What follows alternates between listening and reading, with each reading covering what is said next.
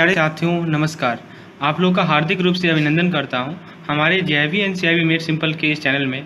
तो दोस्तों आज से मैं आप लोगों के लिए एक नया सीरीज़ शुरू कर रहा हूं जो कि बेस्ड है हमारे केस स्टडी पे। जैसा कि आपको पता होगा बीएफएम में लगभग 40% क्वेश्चन आपके केस स्टडी बेस्ड होते हैं। तो समझ सकते हैं कि केस स्टडी का कितना इंपॉर्टेंस है बीएफएम में। और दोस्तों ज़्यादा लोग स्ट्रगल करते हैं केस स्टडी में ही। तो बेसिकली ये हमारा एप्लीकेशन पार्ट है। आप मेरे चैनल पे हर एक पार्टिकुलर चैप्टर का थ्योरी लेसन, उस पर उसके बेस एमसीक्यूज़ और उस पर base previous year asked question और साथ ही साथ मैकमिलन के अनसॉल्व क्वेश्चन, ये सभी के सभी चीज़ आपको प्लेलिस्ट में मिल जाएंगे। आप हमारी चैप्टर के देख सकते हैं। और कुछ केस स्टडी भी मैंने डाले हैं एक अलग से प्लेलिस्ट बना के। लेकिन अब मैं आप लोगों को सप्लीमेंट करूँगा उस केस स्टडी के साथ कुछ इंपॉर्टेंट केस स्टडी पे जो कि अपडेटेड हैं। ये जो रिसेंट एग्जामिनेशन हुए हैं उनसे लिए गए क्वेश्चंस हैं जिससे आपको प्रैक्टिस करना है। और ये जो हमारा सीरीज रहेगा वो इस तरह का रहेगा कि हर एक सीरीज में मैं आपके साथ 5 या 6 केस स्टडी डिस्कस करूंगा। और दोस्तों हर एक केस स्टडी का अपना इंपॉर्टेंस है। तो तरीका क्या होना चाहिए, तो आज जैसे कि मैं अपने रिस्क मैनेजमेंट टॉपिक को मैं लेकर चल रहा हूँ जो कि हमारा मॉड्यूल बी है बीएफएम का। तो आपको क्या करना है कि एक बार आप टॉपिक को पढ़िए, कंसेप्ट को क्लियर कीजिए और तब जो है आप मेरे क्वेश्चन को देखिए, एक बार खुद से ट्राई कीजिए उस क्वेश्चन को और तब मेरे एक्सप्लेनेशन को सुनिए। तो ये इससे क्या होगा कि आप बहुत दिनों तक इसे याद रख पाएंगे।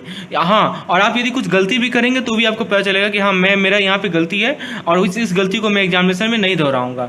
समझ रहे हैं बात को? क्योंकि बीएफएम का पेपर यदि आप देखेंगे तो ज़्यादातर लोग बीएफएम के पेपर में ही जो है वो फेल कर जाते हैं। यदि तीनों पेपर में कंपेरिजन किया जाए तो बीएफएम का टफनेस लेवल अच्छा खासा होता है। इसीलिए मैं बीएफएम पे ज़्यादा जोर दे रहा हूँ ताकि आपको केस स्टडी क्लियर हो जाए। आइए दोस्तों, ये हमारा पहला सीरीज है।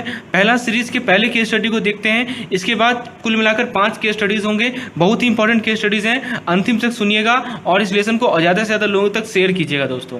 चलिए, तो पहला देखिए हमारे पास कुछ फॉर्मूलेज हैं। इस फॉर्मूले को पहले समझ लेते हैं और इसके बेसिस पे हम लोग कुछ केस स्टडी करेंगे। देखिए दोस्तों, पहला फॉर्मूला है हमारा CRAR होता है दोस्तों capital to risk weight asset ratio. इसका फॉर्मूला है दोस्तों, इसमें नंबरेटर में हमारा रहता है टायर 1 कैपिटल, टायर 2 कैपिटल और एडिशनल टायर 1 कैपिटल। यानी कि आप टायर 1 कैपिटल ले लो, टायर 2 कैपिटल ले लो, एडिशनल टायर 1 कैपिटल ले लो, सभी को जोड़ दो, ये आपका नंबरेटर में पुट कर दो। डिनोमिनेटर में आप क्या पुट करोगे? टोटल रिस्क वेट एसेट को डिनोमिनेटर में आप पुट करोगे। तो समझ सकते हैं दोस्तों, ये CRAR का फॉर्मूला है। अब प्रश्न ये उठता है कि टायर 1 के अंदर क्या आता है, टायर 2 के अंदर क्या आता है और एडिशनल टायर 1 के अंदर क्या आता है। तो दोस्तों मेरा बीएफएम का मॉड्यूल डी का जो प्लेलिस्ट है उस पर मेरा एक बैंकिंग रेगुलेशन का एक चैप्टर है, उससे मैंने पूरा डिटेल डिस्कशन किया है, साथ ही साथ केस स्टडी भी समझाया था। और जिन लोगों ने पीडीएफ के लिए ऑप्ट किया है तो उनको मैंने पीडीएफ भी प्रोवाइड किया है जिसमें आपको चीज़ें एकदम क्लैरिटी के साथ समझ में आ जाएंगी। फिलहाल अभी मैं आप लोगों को फिर से वो चीज़ दोबारा रिकॉल करा देता हूँ। देखिए टायर 1 कैपिटल, और मैंने उसमें ट्रिक भी समझाया था कि कैसे आप देखिए टायर 1 कैपिटल के कंपोनेंट को याद रख सकेंगे। अभी चूंकि हमारे पास उतना समय है नहीं तो आपसे मैं अनुरोध करूँगा, आपसे मैं रिक्वेस्ट करूँगा कि आप वो जो हमारा पर्टिकुलर वीडियो है उसे जाकर एक बार देखें ताकि आपको ट्रिक के थ्रू याद भी रह जाएगा कि हाँ ये वाला कंपोनेंट हमारा टायर 1 का पार्ट होगा या टायर 2 का पार्ट होगा। ये मैंने बताया था। टायर 1 को कोर कैपिटल कहते हैं दोस्तों। आइए, तो टायर 1 कैपिटल के अंदर हमारा आता है कॉमन शेयर, चाहे जिसके अंदर पेड अप कैपिटल होगा या कैपिटल विद वोटिंग राइट होगा, शेयर प्रीमियम हुआ, स्टैट्यूटरी रिजर्व हुआ, कैपिटल रिजर्व हुआ, अदर डिस्क्लोज फ्री रिजर्व हुआ, balance in PL eight the end of financial year, previous financial year, current year profit can be reckoned on quarterly basis provided incremental NPA provision at the end of any 4 quarter। और दोस्तों एक और बात ध्यान रखना है कि जो फॉरेन करेंसी ट्रांसलेशन रिजर्व है वो 25% डिस्काउंट पे होता है। ध्यान दीजिएगा, बहुत इंपॉर्टेंट पॉइंट है। और दोस्तों ये देखिए 2016 के मार्च में ये देखिए एक नया अपडेशन डाला गया है कि जो रिवैल्यूएशन रिजर्व है वो 55% डिस्काउंट पे टायर 1 कैपिटल का पार्ट है। ये बहुत लोग, क्योंकि बुक में क्या रहता है कि यदि रिसेंट बुक आप लोग नहीं यूज करते हैं तो ये वाला चीज़ आपको टायर 2 में दिखेगा और यहीं पर बहुत लोग गलती करके आ जाते हैं। तो मैं फिर से रिपीट कर रहा हूँ कि जो हमारा रिवैल्यूएशन रिजर्व वाला पार्ट है वो टायर 1 का हिस्सा है और ये 2016 में ही अमेंड किया गया था इसे। ठीक है दोस्तों, ये ध्यान रखना है। तो उम्मीद है दोस्तों टायर 1 का हिस्सा सब आपको समझ में आ गया होगा। मोटा मोटी तौर पर paid up capital, capital with voting right, share premium, statutory reserve, capital reserve, balance in PL account और रिवैल्यूएशन रिजर्व और दोस्तों foreign currency translation reserve 10-25% discount पे, ये सब आप लोग ध्यान रखेंगे। अब जरा बात करते हैं 81 क्या है दोस्तों? हमारा एडिशनल टायर 1 कैपिटल है। ध्यान दीजिएगा, इसमें बात हमें ध्यान रखनी है कि इसका जो वैल्यू है हमारे रिस्क बेस्ड एसेट का 1.5% से ज़्यादा नहीं होना चाहिए। ठीक है, अब देखिए इसके अंदर क्या क्या आते हैं। इसके अंदर आते हैं हमारे PDI यानी पब्लिक डेब्ट इंस्ट्रूमेंट। उसके बाद आते हैं दोस्तों PNCPS perpetual non cumulative preference share. इसके बाद आते हैं दोस्तों IPDI इनोवेटिव परपेचुअल डेब्ट इंस्ट्रूमेंट। तो ये सब कुछ पार्ट्स हैं हमारे एडिशनल टायर 1 कैपिटल के। अब बात करते हैं हम लोग टायर 2 कैपिटल के। आइए दोस्तों देखते हैं टायर 2 कैपिटल में क्या क्या पार्ट्स आते हैं। तो देखिए सबसे पहला हिस्सा है general provision on standard asset, floating provision held for country exposure. और हाँ दोस्तों, ये सभी के सभी आइटम्स जो हैं वो टायर 2 कैपिटल में आएंगे और मैक्सिमम इसका वैल्यू RWA का 1.25% होगा।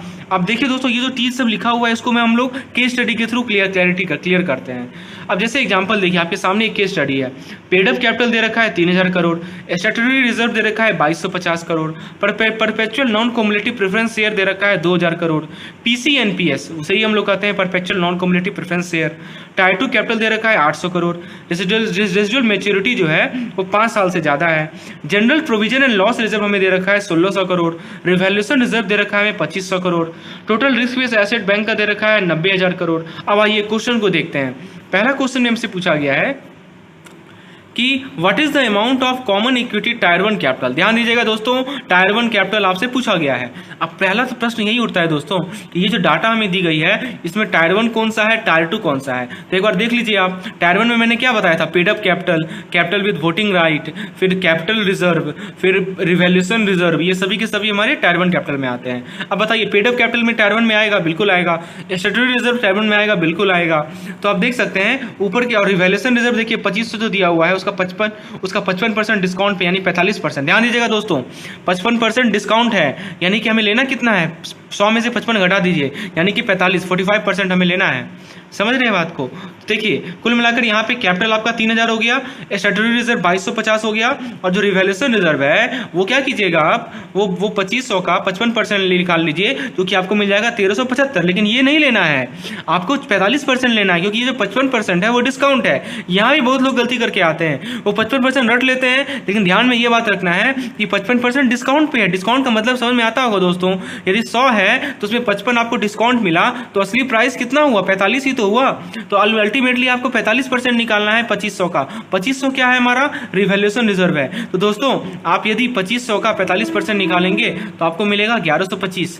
तो दोस्तों टायर 1 कैपिटल का अमाउंट निकालने के लिए क्या करिएगा, आप तीनों को जोड़ दीजिए, कैपिटल को, स्टैट्यूटरी रिजर्व को और रिवैल्यूएशन रिजर्व को, तीनों को ऐड कर दीजिए, जो कि आपको मिल जाएगा 6375 करोड़। ये हमारा क्या निकल गया, ये हमारा निकल गया कॉमन इक्विटी टायर 1 कैपिटल। चलिए अब हम लोग क्वेश्चन नंबर 2 को देखते हैं। इसमें हमसे पूछा गया है कि common equity tyre 1 capital ratio बताना है। अभी देखिए, अभी कैपिटल के बारे में पूछा गया था, अब हमें कैपिटल रेशियो के बारे में पूछा गया है। तो दोस्तों अभी आपको CRAR का फॉर्मूला मैंने बताया था, कुछ नहीं करना है। नंबरेटर में आप लोग टायर 1 कैपिटल लिखेंगे, डिनोमिनेटर में आप लोग रिस्क बेस्ड एसेट को लिखेंगे। तो दोस्तों आइए हम लोग सॉल्व करते हैं इस क्वेश्चन को। तो दोस्तों रिस्क, तो नंबरेटर तो आपको पता है, नंबरेटर में क्या होगा, टायर 1 कैपिटल। हम लोगों ने अभी ऊपर निकाला है दोस्तों, टायर 1 कैपिटल टोटल कितना है बताइए, 6375 करोड़। तो 6375 हमारा नंबरेटर में रहेगा। और दोस्तों टोटल रिस्क बेस्ड एसेट आपको 90,000 दे रखा है, तो 90,000 को आप लोग डिनोमिनेटर में पुट करेंगे, तो जो कि आप लोग यदि उससे सॉल्व करेंगे तो आपको आंसर मिल जाएगा 7.08%।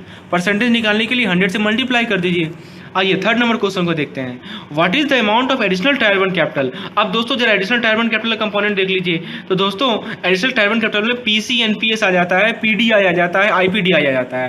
तो क्या क्या आता है दोस्तों, PDI परपेचुअल डेब्ट इंस्ट्रूमेंट, IPDI इनोवेटिव परपेचुअल डेब्ट instrument, PCNPS perpetual non cumulative preference share. ठीक है दोस्तों, और हाँ ये एटलीस्ट 5 साल के लिए, ये देखिए लिखा हुआ है, इस इंस्ट्रूमेंट को कम से कम 5 साल के लिए हमें रन करना है।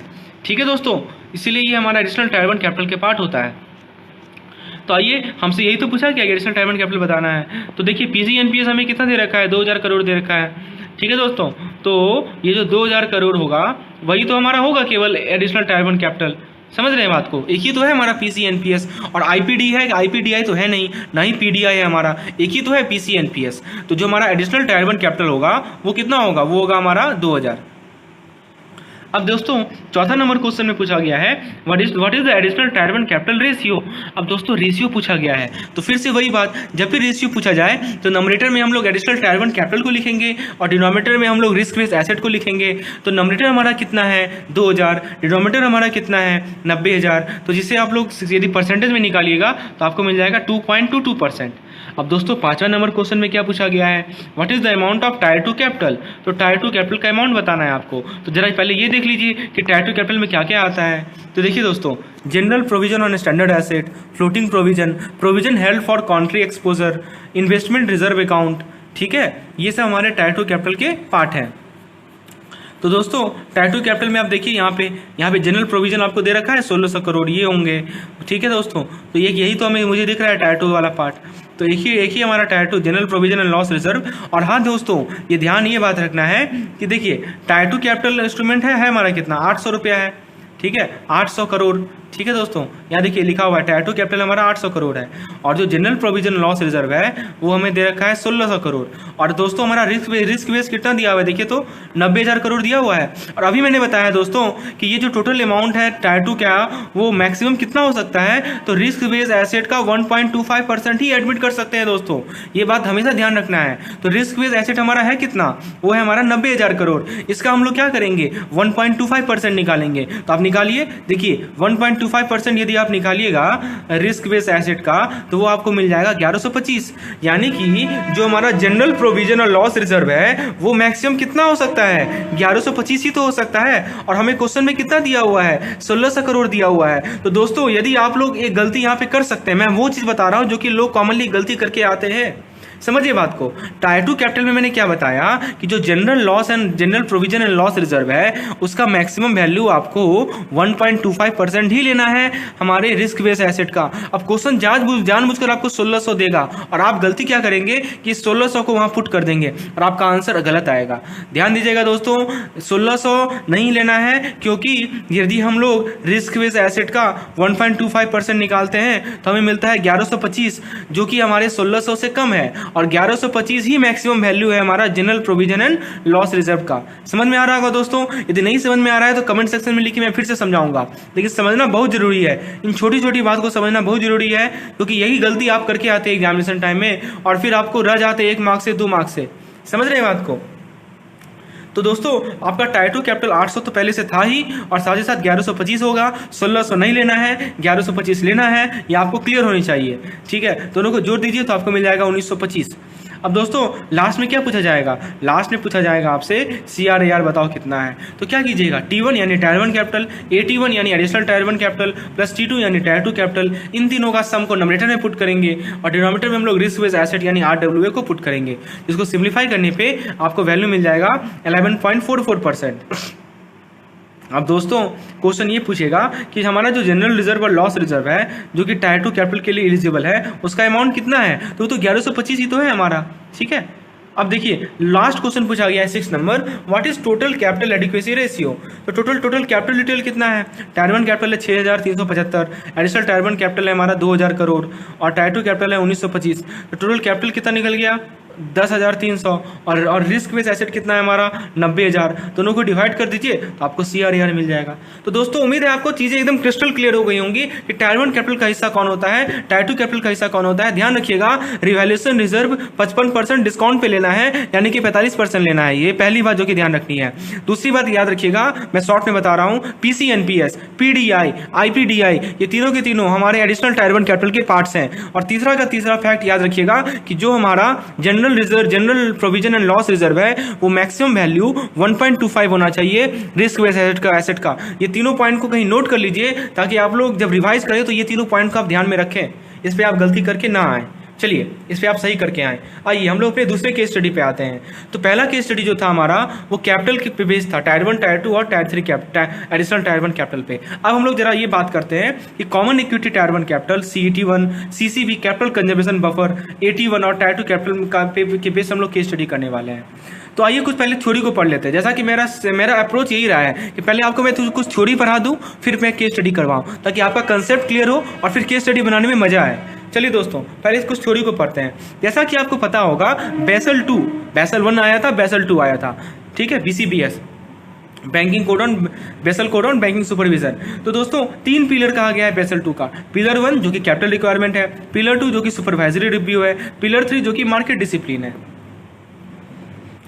तो जो टायर 1 और टायर 2 कैपिटल का जो एलिमेंट्स है वो 11.5% मैक्सिमम हो सकता है, ये मैक्सिमम वैल्यू में बता रहा हूँ। जो कॉमन इक्विटी है उसमें देखिए उसमें 2 पार्ट होते हैं, 5.5% और सीसीबी जो है वो जिसे कैपिटल कंजर्वेशन बफर करते हैं वो 2.5% होगा।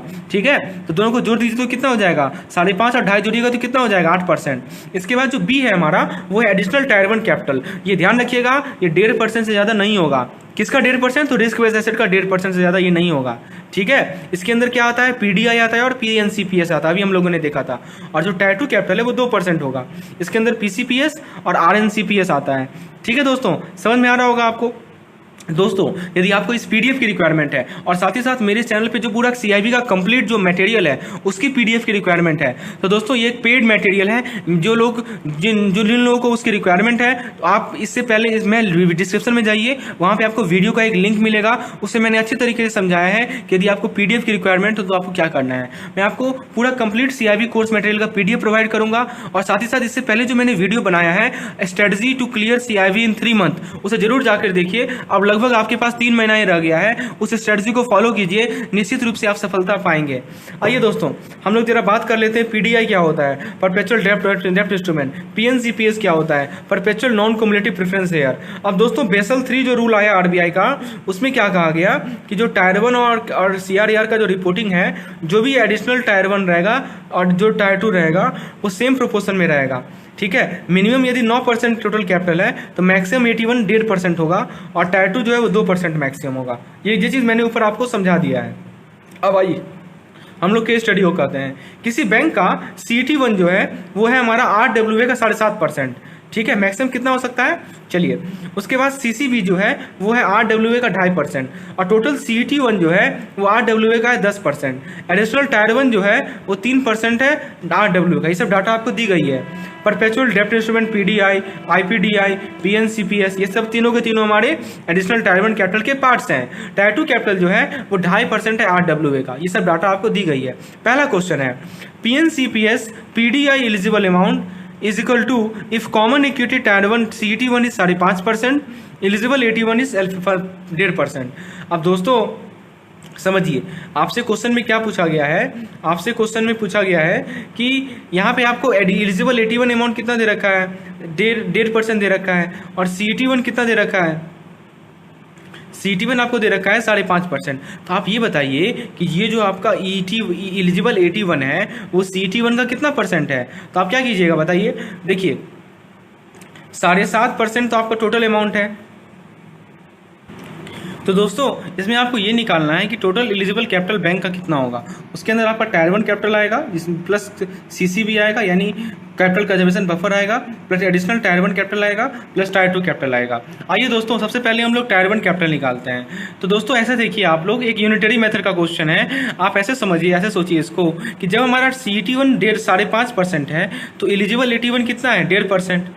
ठीक है, यूनिटरी मेथड का क्वेश्चन है। तो 5.5 पे 1.5 है तो 7.5 पे कितना होगा, एक्चुअल तो 7.5 अमाउंट ही है ना, देखिए ऊपर लिखा हुआ है। तो क्या कीजिएगा, 1.5 डिवाइडेड बाई 5.5 इंटू 7.5। मैं फिर से बता रहा हूँ कि 5.5 पे 1.5 है तो 7.5 पे कितना होगा, तो ये आपको मिल जाएगा 2.05%। तो ये आपको मिल गया एलिजिबल अमाउंट। ठीक है, अब देखिए eligible AT1 eligible additional tier 1 amount. ठीक है, तो टोटल एलिजिबल टायर 1 कैपिटल कितना हो जाएगा, तो टोटल एलिजिबल टायर 1 में जो हमारा CET1 है कैपिटल, तो कॉमन इक्विटी टायर 1 है वो जो 7.5% है RW का, वो तो रहेगा ही रहेगा। ठीक है, उसमें साथ साथ ये जो आपने एलिजिबल टायर 1 निकाला, एलिजिबल AT1 निकाला, उसे जोड़ दीजिए क्योंकि AT1 भी तो टायर 1 का ही पार्ट है। ठीक है, एडिशनल टायर 1 कहते हैं ना इसे, तो वो कितना निकला, 2.05 निकला ना। तो आप दोनों को जोड़ दीजिए तो 7.5 प्लस 2.05 जो कि आपको मिल जाएगा 9.55% ऑफ RWA। चलिए इसके बाद दूसरा क्वेश्चन में पूछा गया है। अब तो हम लोगों ने, क्वेश्चन तो एक ही है हमारा कि टोटल हमें टायर एलिजिबल कैपिटल बताना है बैंक का। तो पहला हम लोगों ने टायर 1 कैपिटल का एलिजिबल अमाउंट निकाल लिया। अब टायर 2 कैपिटल का एलिजिबल अमाउंट निकालेंगे, तो वो कैसे निकलेगा बताइए। तो उसके लिए भी सिंपल से तरीका है। टायर 2 कैपिटल जो बैंक ने इशू किया है वो क्वेश्चन में आपको साफ साफ रूप से दे रखा है। आप देखिए 2.05%। ठीक है, ये आपको क्वेश्चन में दे रखा है। तो 5.5 जब हमारा CET1 है उस पर ये 2 है, तो 7.5 पे कितना होगा, तो वो जाएगा 2.73। ठीक है, तो टोटल जो कैपिटल रेज करना होगा वो हो जाएगा 2.73 माइनस 2.5 यानी 0.23%। अब दोस्तों जो हमारा टोटल टायर 2 कैपिटल होगा वो हो जाएगा 2.5 प्लस 0.23 यानी 2.73%। जो टोटल एलिजिबल कैपिटल है वो क्या होगा बताइए। उससे पहले बात आपको टायर 1 कैपिटल को लेना है क्योंकि हम लोगों ने 7.5% लिया है, CC भी लेना है जो कि 2.5% है, एडिशनल टायर 1 लेना है जो कि हमारा 2.05 है, और टायर 2 लेना है जो कि हमारा 2.73 है। तो सभी को यदि आप ऐड कर देते हैं तो ये मिल जाएगा आपको 14.78%। चलिए तीसरा केस स्टडी देखते हैं। ये जो केस स्टडी है वो बेस्ड है हमारा CRR कैलकुलेशन पे। तो दोस्तों हमारे इस चैनल पे एक CRR पे बेसिस CRR पे एक वीडियो अवेलेबल है जिसमें मैंने CRR के कंपोनेंट को आपको समझाया था।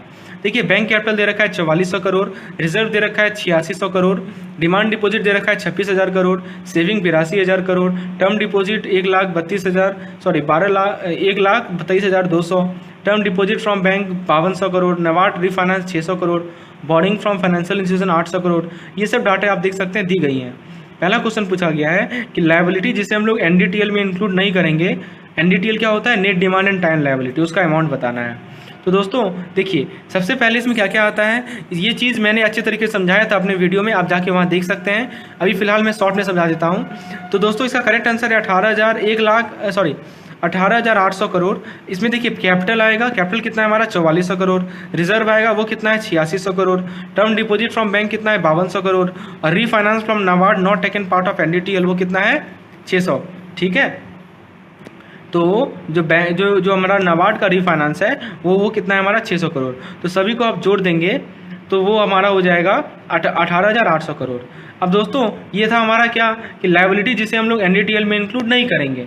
ठीक है, क्योंकि जो हमारा नाबार्ड का रीफाइनेंस होता है उसे हम लोग NDTL पार्ट में नहीं इंक्लूड किया जाता है। तो अब दोस्तों प्रश्न ये उठता है कि NDTL में एलिजिबल अमाउंट कितना होगा। तो सिंपल सी बात है, टोटल लायबिलिटीज़ हमें दे रखी है ना, टोटल लायबिलिटीज़ हमें दे रखी है 2,52,000 करोड़। उसमें से हम लोग ये जो अभी हम लोगों ने 18,800 करोड़ निकाला, ये क्या था, ये वो पार्ट था जो कि NDTL के अंदर नहीं होगा। तो जो बाकी बचा वही तो NDTL के अंदर होगा। समझ रहे हैं बात को। तो 2,52,000 में से 18,800 घटा दीजिए तो आपको मिल जाएगा 2,33,200 करोड़। ये हमारा total amount of eligible NDTL निकल जाएगा।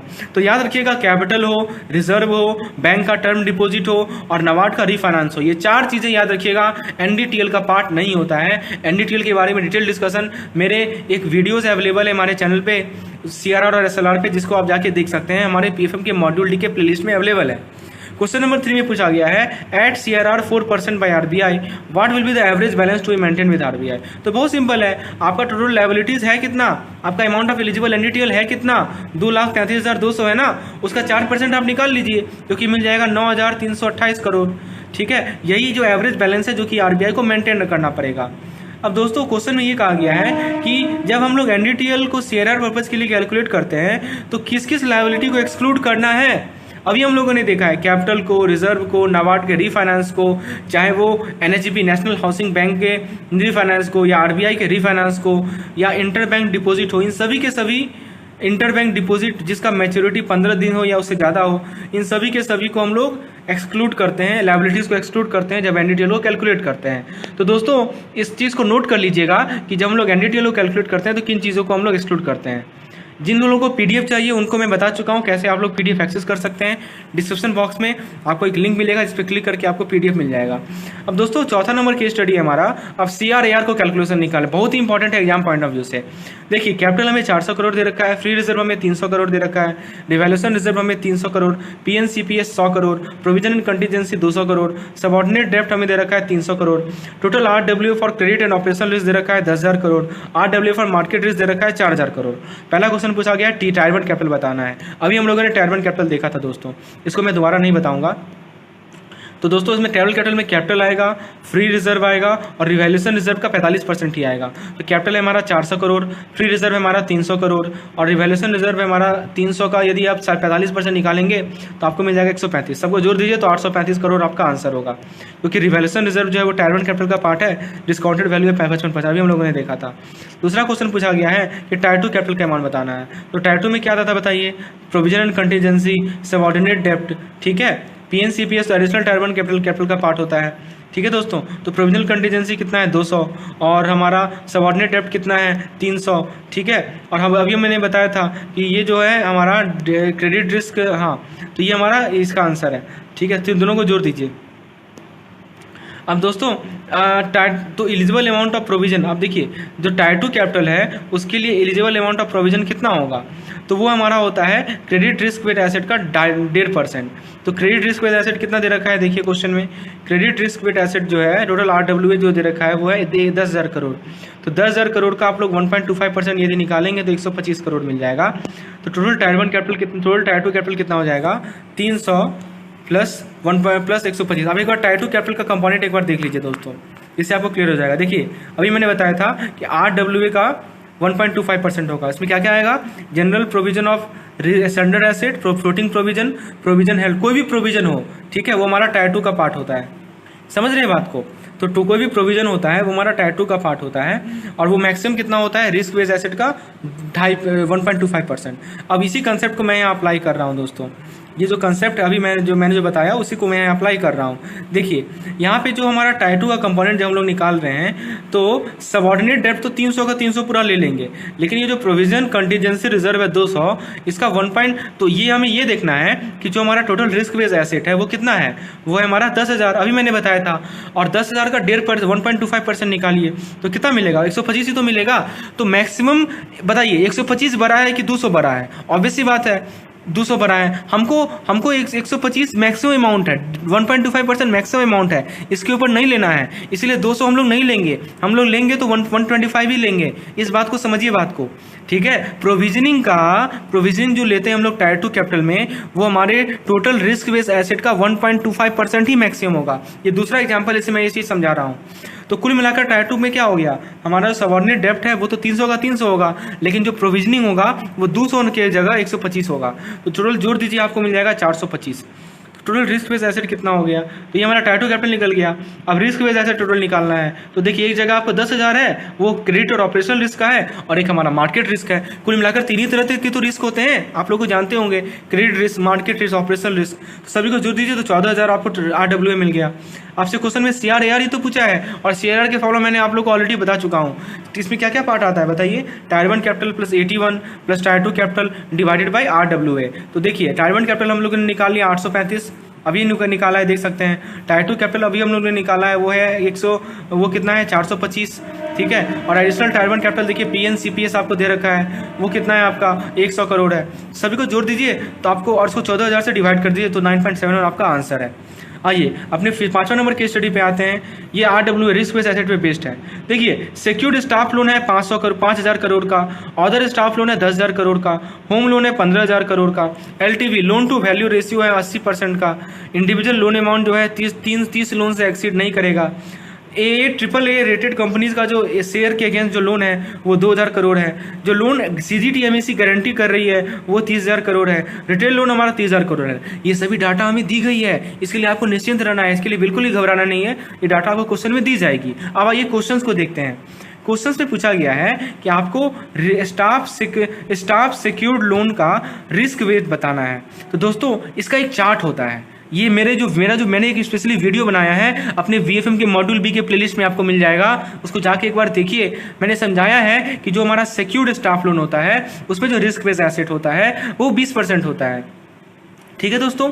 तो आप क्या करेंगे 50,000 का 20% निकालेंगे तो 50,000 जो है हमारा सिक्योर्ड स्टाफ लोन है, सॉरी 5,000 का 20% कितना हो जाएगा 1,000 करोड़। अब देखिए अब पूछा गया है कि जो स्टाफ अदर लोन है उसका रिस्क बेस निकालिए। तो दोस्तों जो अदर लोन है उसका जो रिस्क बेस एसेट होता है उसका जो चार्ट में परसेंटेज दे रखा है वो है आपका 75%।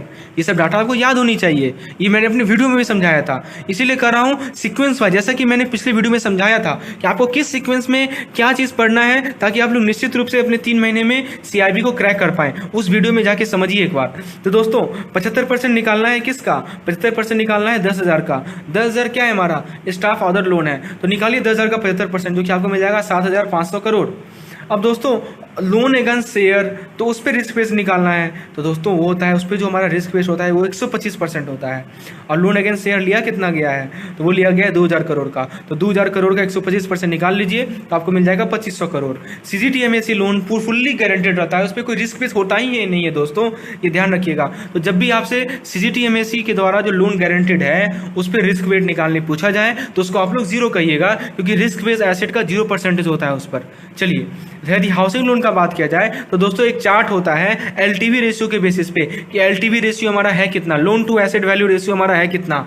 तो दोस्तों वो होता है हमारा 35%। ठीक है, यदि 80% के लिए 35% रिस्क वेट होता है। इसका भी चार्ट मैंने समझाया था अपने वीडियो में, एक बार जाके जरूर देखिए दोस्तों। तो रिस्क वेट हमारा 35% निकालना है, और कितने पे निकालना है? तो 15,000 करोड़ पे निकालना है। क्यों? क्योंकि 15,000 करोड़ ही हमारा होम लोन का अमाउंट है। तो 15,000 करोड़ का आप 35% निकालिए तो आपको मिल जाएगा 5,250 करोड़। अब बात करते हैं रिटेल लोन की। तो रिटेल लोन पे जो रिस्क वेट होता है दोस्तों वो होता है 75%। तो 75% आप लोग 30,000 का निकालिए तो आपको मिल जाएगा 22,500 करोड़। तो टोटल रिस्क वेट यदि निकाला जाए तो सभी रिस्क वेट को जोड़ दीजिए, 1,000, 7,500, 2,500, 500, 5,250 और 22,500, तो आपको मिल जाएगा कितना? 38,750। आप यहाँ देख सकते हैं। तो ये हमारा क्या मिल गया? ये हमारा मिल गया रिस्क वेट। ठीक है दोस्तों, अब यदि मान लीजिए आपसे कैपिटल रेशियो पूछा जाए तो क्या कीजिएगा? कैपिटल अमाउंट पूछा जाए तो क्या कीजिएगा? दोस्तों CRAR का फॉर्मूला तो पता होगा, अभी मैंने बताया था। जो हमारा बेसल 3 कितना बोलता है? 9% बोलता है ना भारत के लिए। RBI ने क्या प्रिस्क्राइब किया है हमारा CRAR बैंकों के लिए? 9% किया है। तो दोस्तों 9% जो किया है उसको आप क्या कीजिए, टोटल रिस्क वेट से मल्टीप्लाई कर दीजिए। अभी हम लोगों ने रिस्क वेट निकाल लिया है ऊपर, जो कि हमारा 38,750 करोड़, यानी 38,750 करोड़ का 9% यदि आप निकालिएगा तो वो हमारा कैपिटल का अमाउंट हो जाएगा। मतलब मिनिमम कैपिटल इतना तो होना ही चाहिए, जो कि है हमारा 3,487.50 करोड़। समझ में आया दोस्तों? चलिए, नहीं समझ में आया तो आप लोग कमेंट सेक्शन में लिखिए, मैं दोबारा समझाऊंगा। लास्ट जो हमारा केस स्टडी है इस पार्टिकुलर सेगमेंट का वो मैं आपके साथ शेयर करता हूं। दोस्तों आप कमेंट सेक्शन में जरूर लिखिए कि आपको ये जो सीरीज है जो कि मैंने स्टार्ट किया है कि आपको कैसा लग रहा है। यदि आपको पसंद आ रहा होगा, आपको चीज़ें समझ में आ रही होंगी तो मैं इसे कंटिन्यू करूंगा, अदरवाइज आप जैसा सजेस्ट करेंगे मैं वैसा कंटिन्यू करूंगा। चलिए दोस्तों, इस क्वेश्चन में देखिए, अभी आपको मैंने समझाया था कि जो हमारा हाउसिंग लोन होता है वो LTV रेशियो के बेसिस पे उसमें रिस्क वेट असाइन होते हैं। आप देख सकते हैं, आपके सामने है। देखिए, एक तरफ हमारा हाउसिंग लोन है, एक तरफ हमारा रिस्क बेस्ड एसेट है, और ये किसके बेसिस पे एलोकेट होगा? LTV रेशियो के बेसिस पे एलोकेट होगा। ABC बैंक कोई है, उसका एसेट का ब्यौरा हमारे सामने है, जो कि 31 मार्च 2018 का है। देखिए हमारे सामने आप देख सकते हैं 5 कॉलम बने हुए हैं। पहला कॉलम है लोन के कैटेगरी का, दूसरा कॉलम है लोन के अमाउंट का, तीसरा कॉलम है LTV रेशियो का, चौथा कॉलम है रिस्क वेट का, और पांचवा कॉलम है रिस्क बेस्ड एसेट का करोड़ में। देखिए housing loan up to 30 lakh है तो 2,000 करोड़ का है। LTV रेशियो 80% से कम है, रिस्क वेट है 35% और रिस्क बेस्ड एसेट है 700। उसी तरह अप टू 30 से 75 एवं 75, ये सभी के सभी डाटा आपको दी गई हैं। पहला क्वेश्चन पूछा गया है कि टोटल रिस्क बेस्ड एसेट बताना है क्रेडिट रिस्क का। इस क्वेश्चन को बनाने से पहले मैं आपका कुछ कंसेप्ट क्लियर करना चाहता हूं दोस्तों। देखिए RBI का एक सर्कुलर है, उसमें यह कहा गया है कि जो रैशनलाइजेशन किया जाता है रिस्क वेट का और लोन टू वैल्यू का, ठीक है, वो देखिए वो यहाँ पे आपके सामने है। यदि 30 लाख तक का लोन है तो LTV रेशियो यदि 80% से कम है तो रिस्क बेस आपका 35% होगा। समझ में आया? यदि 30 लाख से 75 लाख तक का लोन है, LTV रेशियो 80 से कम है तो रिस्क बेस हमें 35% लेना है।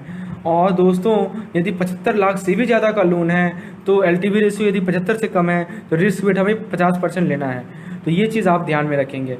अब दोस्तों यहाँ क्वेश्चन में क्या पूछा गया है कि total risk weight asset for credit risk बताना है।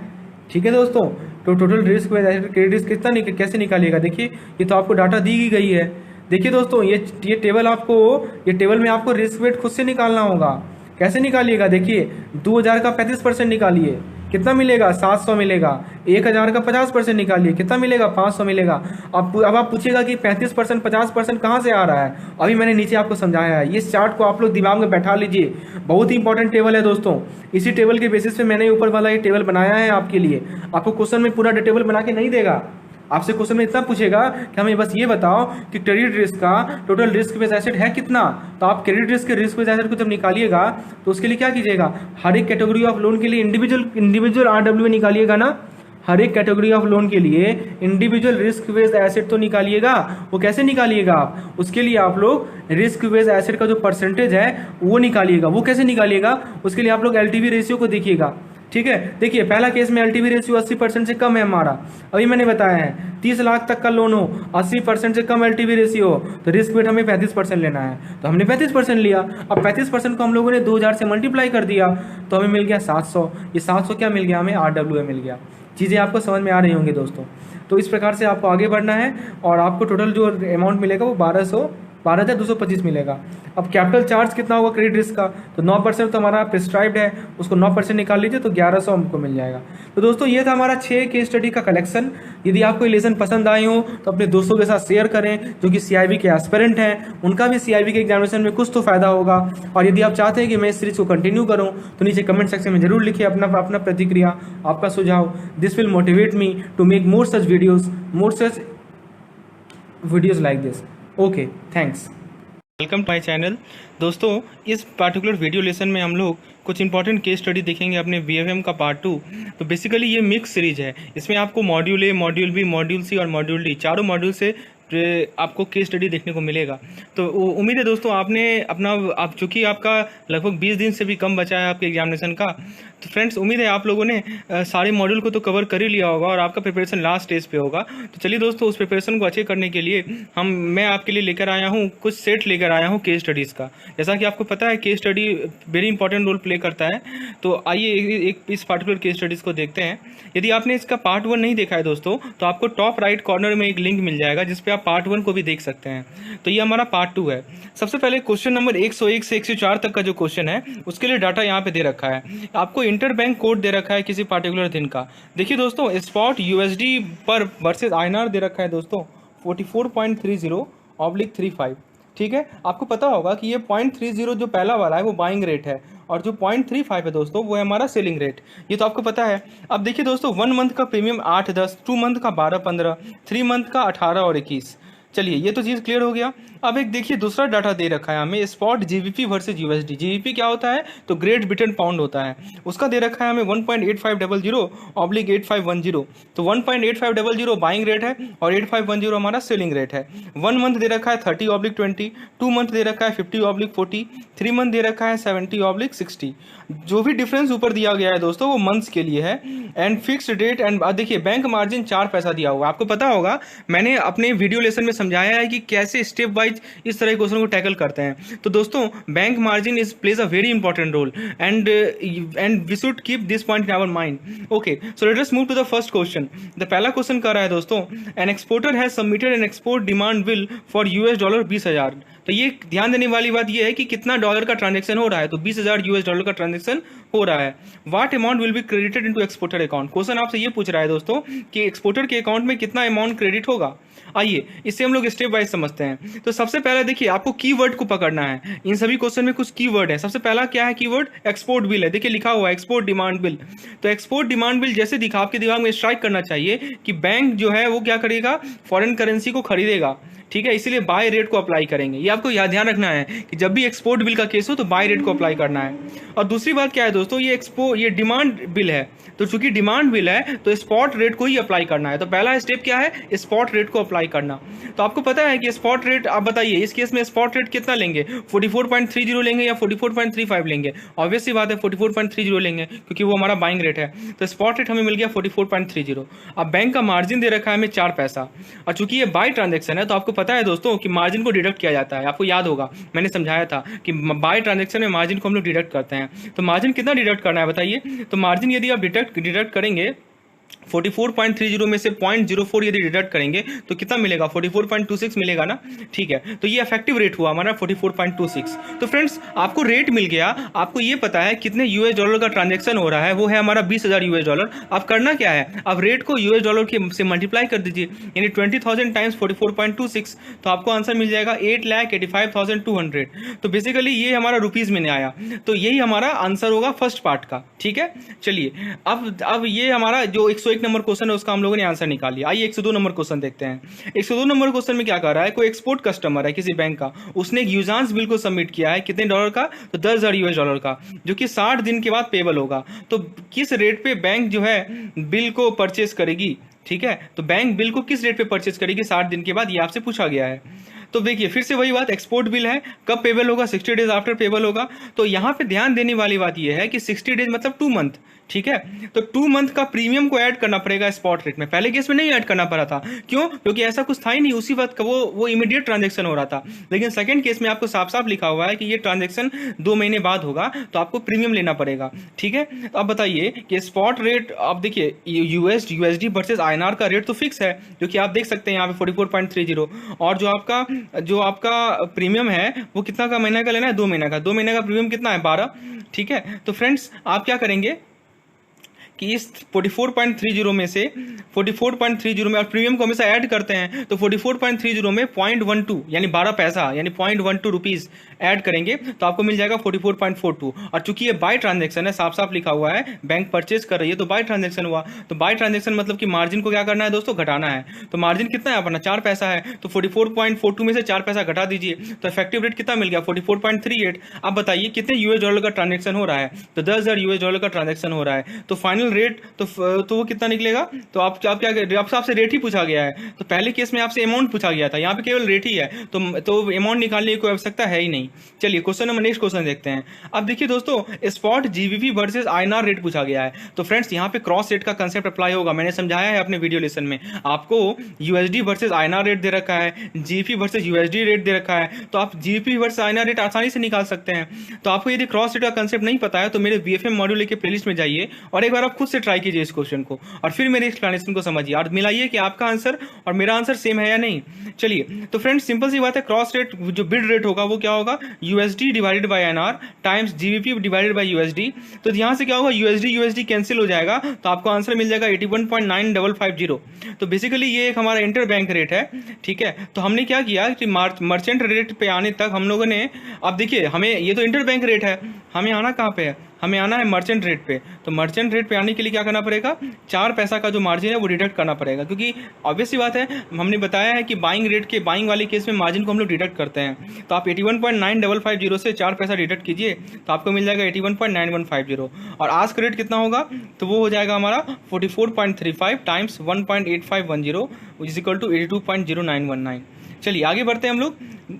तो देखिए दोस्तों, यहाँ पे मैं आपको समझाता हूँ ये आखिर हमने क्या किया। सबसे पहले इंटर बैंक रेट हम लोगों ने निकाला, कितना निकला, 81.9550।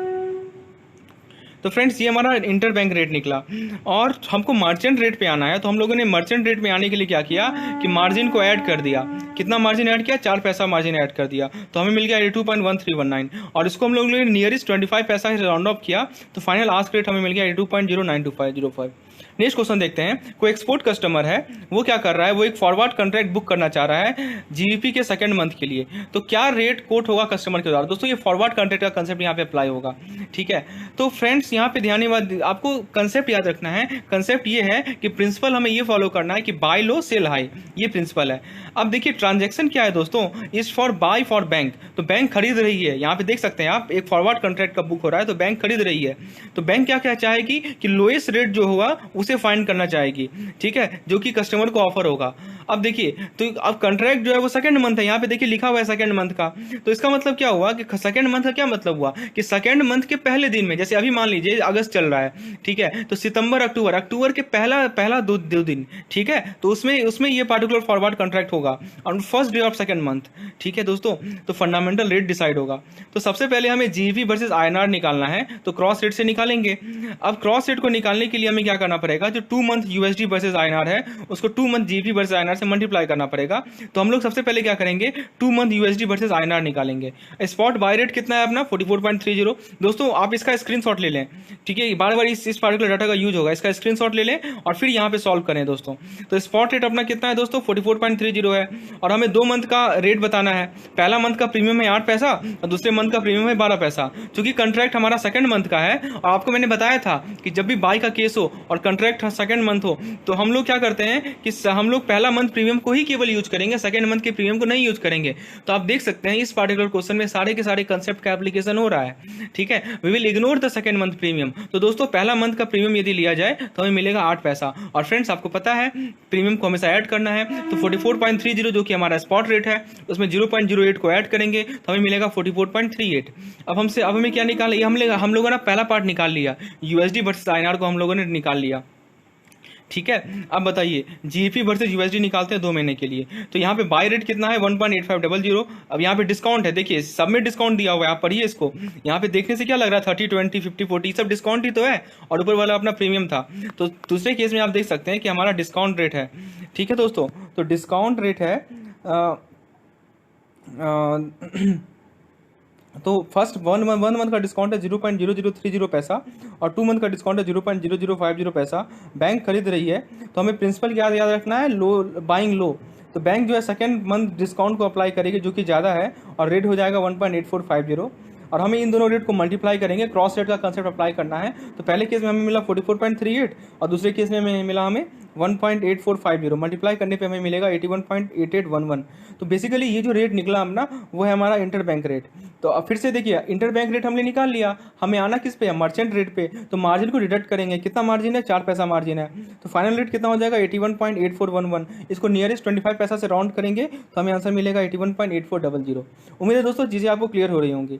आइए नेक्स्ट क्वेश्चन को देखते हैं। एक लेटर ऑफ क्रेडिट है, उसमें कॉमर्शियल इनवॉइस को प्रेजेंट किया गया है, made out in the name of LC applicant. किसके नाम में था वो, एलसी एप्लीकेंट के नाम में था। However applicant address has not been mention, तो एप्लीकेंट का एड्रेस नहीं लिखा हुआ था। तो इशूइंग बैंक ने इस डॉक्यूमेंट को रिजेक्ट कर दिया क्योंकि एड्रेस जो नहीं था इसमें, और उसने ये दिया कि आर्टिकल 2 यूसीपीडीसी 600 में ऐसा लिखा हुआ है।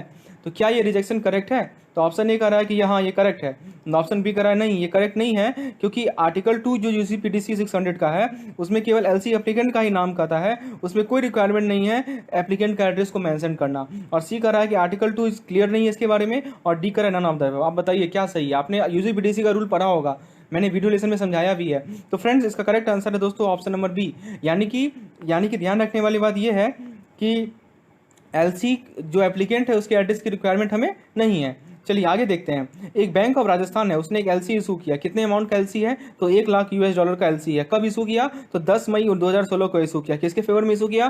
तो एबीसी बैंक लिमिटेड के फेवर में इशू किया। समझिए एलसी किसने इशू किया? बैंक ऑफ राजस्थान ने। किसके फेवर में? एबीसी बैंक के फेवर में। कितने अमाउंट का? 1 लाख का। कब? तो 10 मई 2016। यहाँ तक क्लियर हुआ? आगे देखते हैं। और वो न्यूयॉर्क का फर्म है। शिपमेंट का लास्ट डेट था 10 जून 2016 यानी 1 महीने बाद, और नेगोशिएशन का लास्ट डेट था 30 जून 2016 यानी जून का एक और लास्ट दिन तक 30 जून, ठीक है। गुड्स को शिप किया गया 5 मई 2016 को। डॉक्यूमेंट को प्रेजेंट किया गया नेगोशिएटिंग बैंक को 15 मई 2016 को। दोस्तों आपको एलसी का कंसेप्ट क्लियर होना चाहिए, तभी आप इस क्वेश्चन को सॉल्व कर पाएंगे। आपको पता होना चाहिए कि नेगोशिएटिंग बैंक कौन होता है, इशूइंग बैंक कौन होता है, ये सब क्लियर होना चाहिए। तो आप देख सकते हैं कि हमारा जो गुड्स है उसको शिप किया गया 5 मई 2016 को। डॉक्यूमेंट को नेगोशिएटिंग बैंक के लिए प्रेजेंट किया गया 15 मई 2016 को। तब जब डॉक्यूमेंट को बैंक ऑफ राजस्थान भेजा गया रिमबर्समेंट के लिए नेगोशिएटिंग बैंक के द्वारा, तो बैंक ऑफ राजस्थान ने पेमेंट के लिए रिफ्यूज किया। किस ग्राउंड पे? पहला ग्राउंड ये था कि जो डेट ऑफ शिपमेंट है, बताइए डेट ऑफ शिपमेंट कब है? 5 मई 2016 का। और date of opening of LC कब है?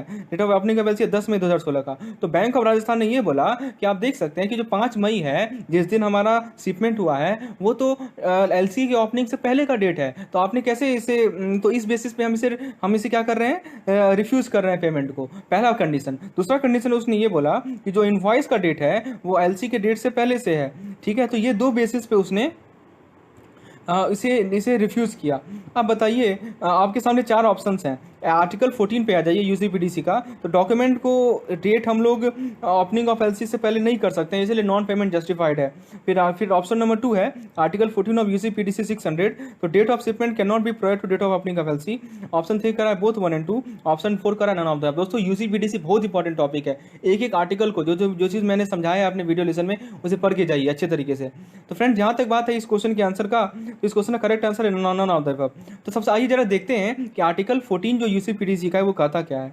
उसमें ये कहा गया है कि डॉक्यूमेंट जो एलसी के अंदर होता है उसका डेट, जैसे इस केस में उसका डेट जो है एलसी के डेट से प्रायर हो सकता है, लेकिन this should not be dated later than date of presentation.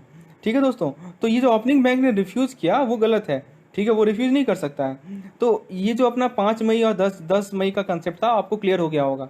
चलिए आगे बढ़ते हैं। अगला क्वेश्चन है अपना, एक एलसी ने मेंशन किया article 20 UCPDC indicating of a port of loading, port of discharge that the goods have been loaded on the board as a named vessel is required while negotiating the LC.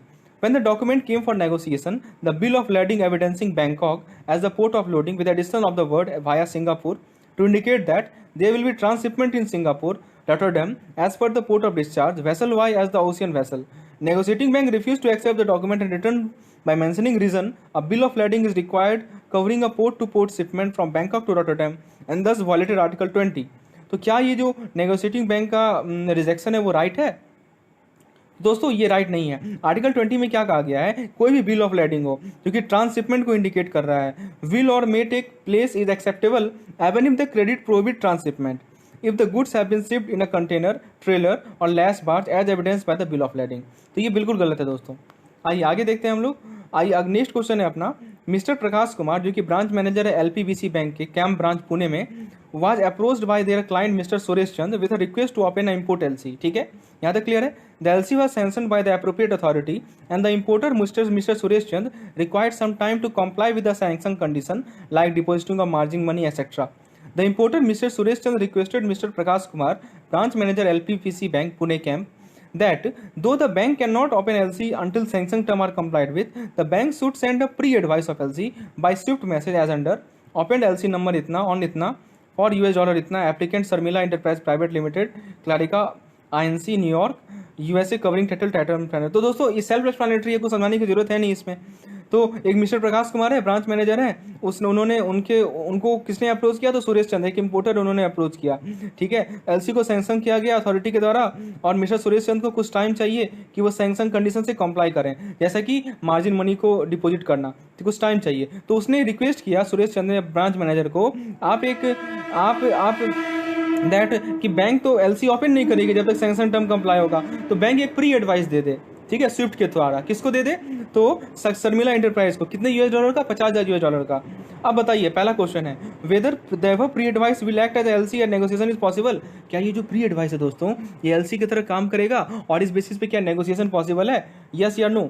ठीक है, दूसरा question है, तो पहला देखिए पहला का answer है दोस्तों नो, ऐसा प्री एडवाइस एलसी की तरह काम नहीं करेगा। दूसरा क्वेश्चन है, what should be further word in pre advice to be written as per UCPDC 600 so that pre advice does not become LC under UCPDC. अब प्रश्न ये है कि क्या इसके, देखिए इतना तो लिख दिया उसने, इसके अलावा और क्या लिखा जाए ताकि ये जो प्री एडवाइस है वो एलसी की तरह काम नहीं करे एज पर आर्टिकल 200 यूसीपीडीसी। अब बताइए UCPC 600 pre advice only concept of opening detail to follow. तो करेक्ट आंसर है दोस्तों इसका डिटेल्स टू फॉलो। ठीक है, ये हमें देखना पड़ेगा। चलिए नेक्स्ट क्वेश्चन देखते हैं दोस्तों। नेक्स्ट क्वेश्चन हम लोग देखते हैं, एबीसी बैंक ने एक एलसी ओपन किया, ठीक है, जिसमें हर 100 million ton of X product था, 200 million ton of Y product था। टोटल एलसी वैल्यू जो है वो 10 लाख से ऊपर नहीं जाना चाहिए। पार्सल शिपमेंट अलॉड है। डॉक्यूमेंट को प्रेजेंट किया गया एक ड्राइंग में for full LC values of $10 10 lakh but a separate set of document relating to each item represented by invoices as follows। तो 120 million ton of X at unit price of $5,000 पर million ton, तो कितना हो जाएगा, 6 लाख हो जाएगा। 160 million ton of Y at unit price of 2500 पर million ton, तो आपको हो जाएगा 4 लाख। तो आप कुछ क्वेश्चन को आंसर करना है। Should the issuing bank reject the claim for document presented. तो करेक्ट आंसर है दोस्तों यस। आर्टिकल 30 जो कहता है उसमें ये कहा गया है कि टॉलरेंस 10% का दिया जाता है, और यहाँ देखिए आप 15% से ऊपर का टॉलरेंस है, 10% ज़्यादा है, यहाँ 20% का टॉलरेंस है, तो ऑब्वियस सी बात है रिजेक्ट होगा ही होगा। ठीक है, आइए नेक्स्ट क्वेश्चन देखते हैं। अब दोस्तों हम लोग टॉपिक को चेंज कर रहे हैं। हम लोगों ने सबसे पहले देखा अपने फॉरेन एक्सचेंज से क्वेश्चन, उसके बाद हम लोगों ने अभी देखा एलसी से क्वेश्चन। अब हम लोग जरा देखते हैं बॉन्ड से क्वेश्चन, मैक्लोड ड्यूरेशन वाला क्वेश्चन। तो देखिए दोस्तों, क्वेश्चन में कहा गया है कि बैंक 3 साल का बॉन्ड होल्ड कर रही है, इसका फेस वैल्यू दे रखा है 1000, कूपन रेट दे रखा है 7%, यील्ड दे रखा है 9%, तो मैक्लोड ड्यूरेशन निकालना है। तो मैं आपको सबसे बेस्ट तरीका बताता हूँ। बेसिकली एक टेबलर मेथड है जिससे आप लोग इस क्वेश्चन को आसानी से सॉल्व कर सकते हैं। तो आप क्या कीजिए, बेसिकली आप 4 कॉलम बनाइए, 5 कॉलम बनाइए और दोस्तों 4 रो बनाइए। तो पहले कॉलम में अपना टाइम पीरियड है, टाइम पीरियड 1 2 3 और लास्ट में दोस्तों सम। उसके बाद दोस्तों नेक्स्ट रो में इनफ्लो आएगा, थर्ड रो में present value at the yield of 9% आएगा और चौथे कॉलम में हम लोग ए और सी में जो हमारा डाटा है उसको मल्टीप्लाई करेंगे।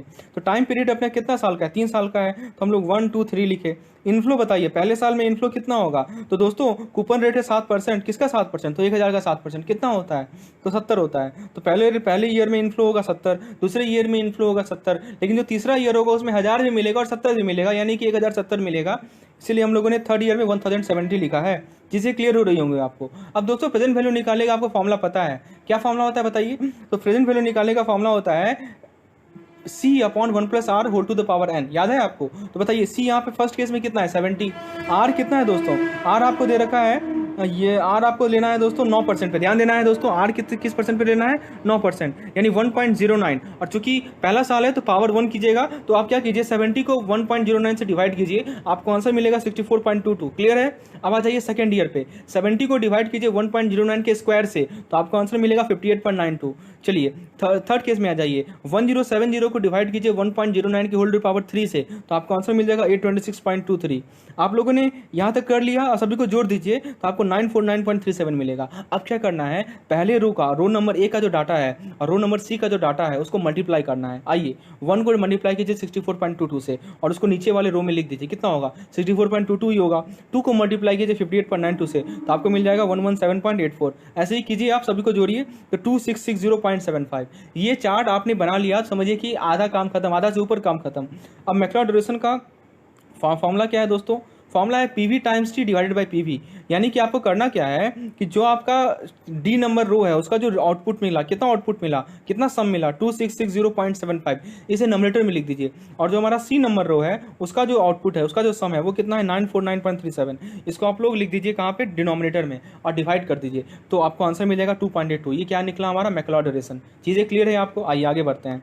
नेक्स्ट क्वेश्चन में हमसे पूछा गया है मॉडिफाइड ड्यूरेशन बताओ। तो आपको पता होना चाहिए कि मैक्लोड ड्यूरेशन और मॉडिफाइड ड्यूरेशन में क्या रिलेशन है। तो दोस्तों आपको पता है कि मॉडिफाइड ड्यूरेशन जो होता है वो McLeod duration divided by 1 + YTM होता है। YTM क्या है दोस्तों, यील्ड टू मैच्योरिटी। अब यील्ड टू मैच्योरिटी आपको क्वेश्चन में दे रखा था 9%, तो बेसिकली 1 + 0.09 कितना हो जाएगा 1.09 हो जाएगा। और मैक्लोड ड्यूरेशन हम लोगों ने ऊपर निकाल लिया है जो कि है हमारा 2.82। आप बेसिकली क्या करेंगे कि 2.82 को 1.09 से डिवाइड करेंगे तो आपको आंसर मिल जाएगा 2.59। उम्मीद है दोस्तों चीज़ें आपको क्लियर हो रही होंगी। अब देखिए इस क्वेश्चन पे अच्छा क्वेश्चन कैसे बनता है वो मैं बताता हूँ। अब देखिए यील्ड बताइए, शुरू में यील्ड कितना था 9% था, अब देखिए यील्ड बदल के हो गया 9.20, कितना बढ़ा 0.20% बढ़ा। ठीक है, तो दोस्तों यील्ड बढ़ेगा या घटेगा तो ऑब्वियस सी बात है बॉन्ड के प्राइस में भी तो चेंज आएगा। तो आपसे क्वेश्चन में ये पूछा गया है कि बॉन्ड के प्राइस में, बॉन्ड का जो वैल्यू है उसमें कितना परसेंटेज चेंज आया। आपके सामने 4 ऑप्शंस हैं। अब आज दोस्तों इसका मैं फॉर्मूला बताता हूँ, आपको फॉर्मूला शायद याद होगा।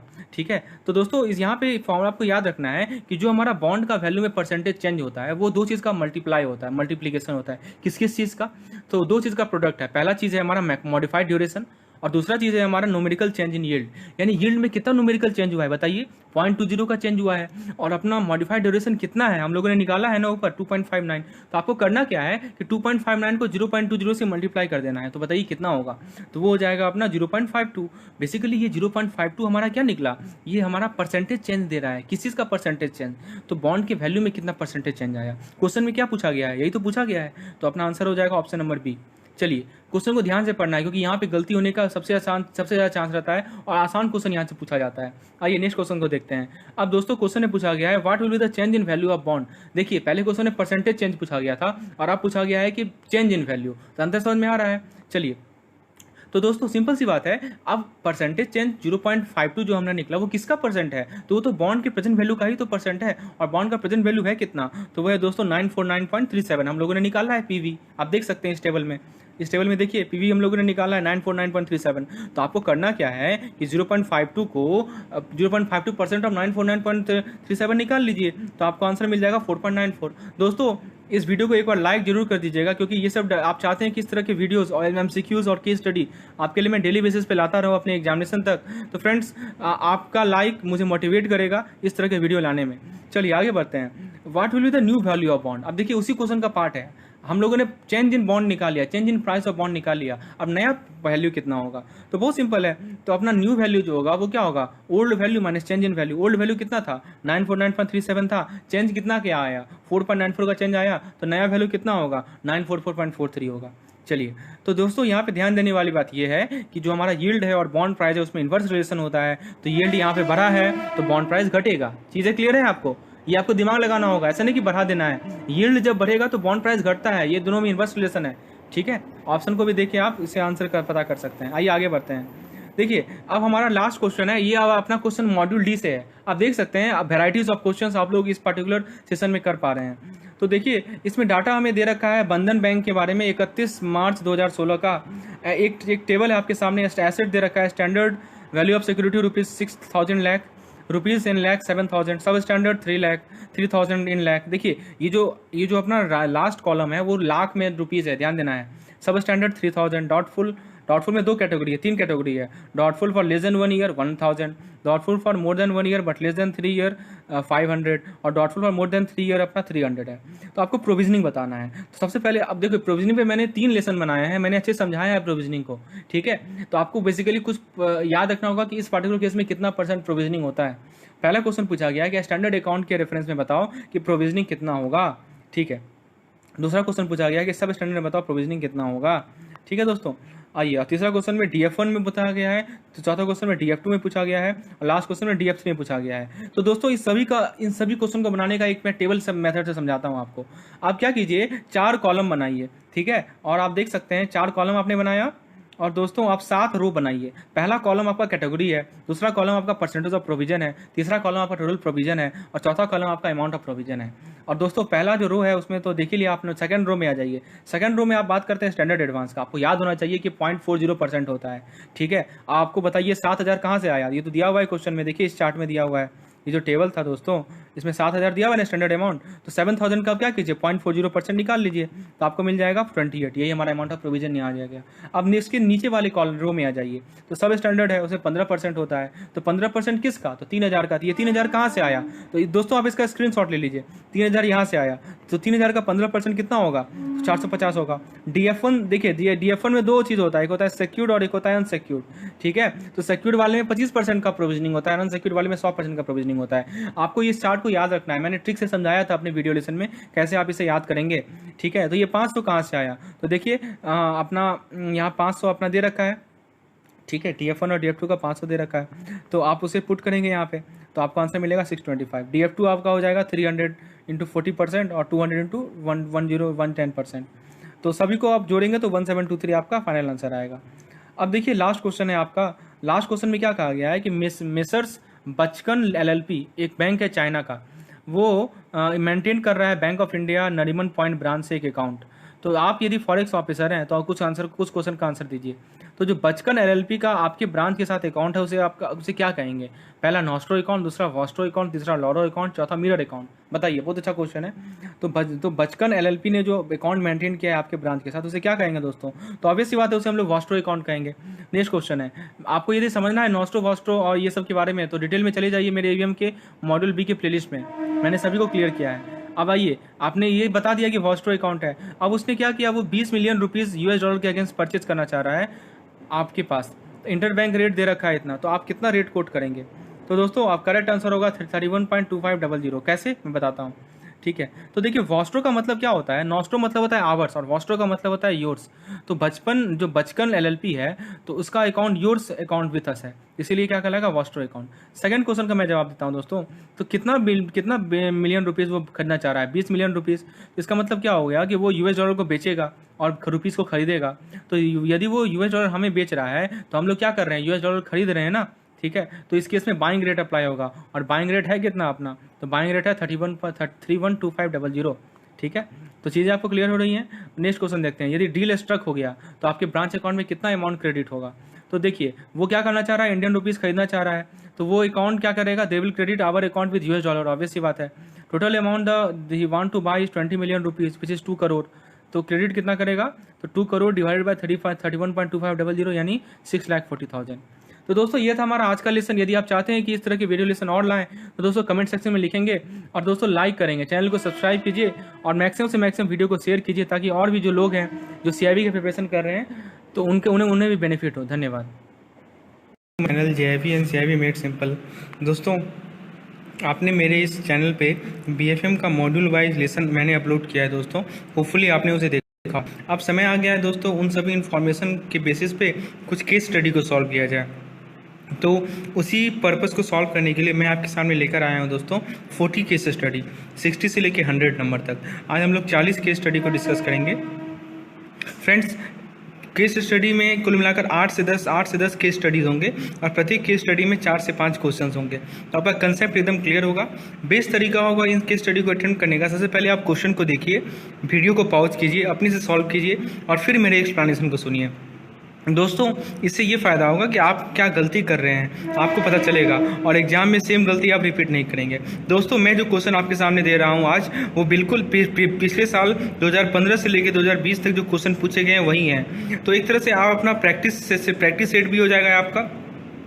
और जिन लोगों को इस पीडीएफ की रिक्वायरमेंट हो या बाकी जो मेरे वीडियो लेसन है उनकी पीडीएफ की रिक्वायरमेंट हो, वो नीचे डिस्क्रिप्शन पे एक नंबर है उससे मुझे कॉन्टैक्ट कर सकते हैं। आइए दोस्तों शुरुआत करते हैं अपने इस वीडियो लेसन को।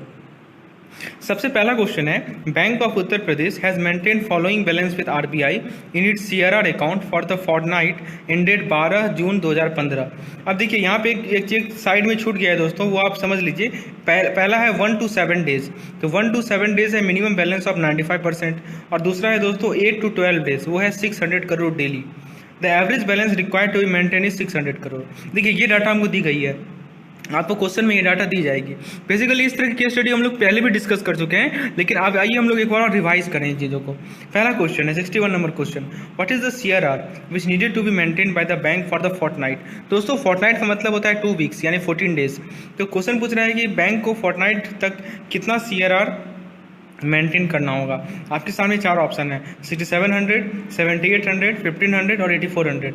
तो दोस्तों सबसे पहले इसका कंसेप्ट समझते हैं। पहले सीआरआर का कंसेप्ट समझिए।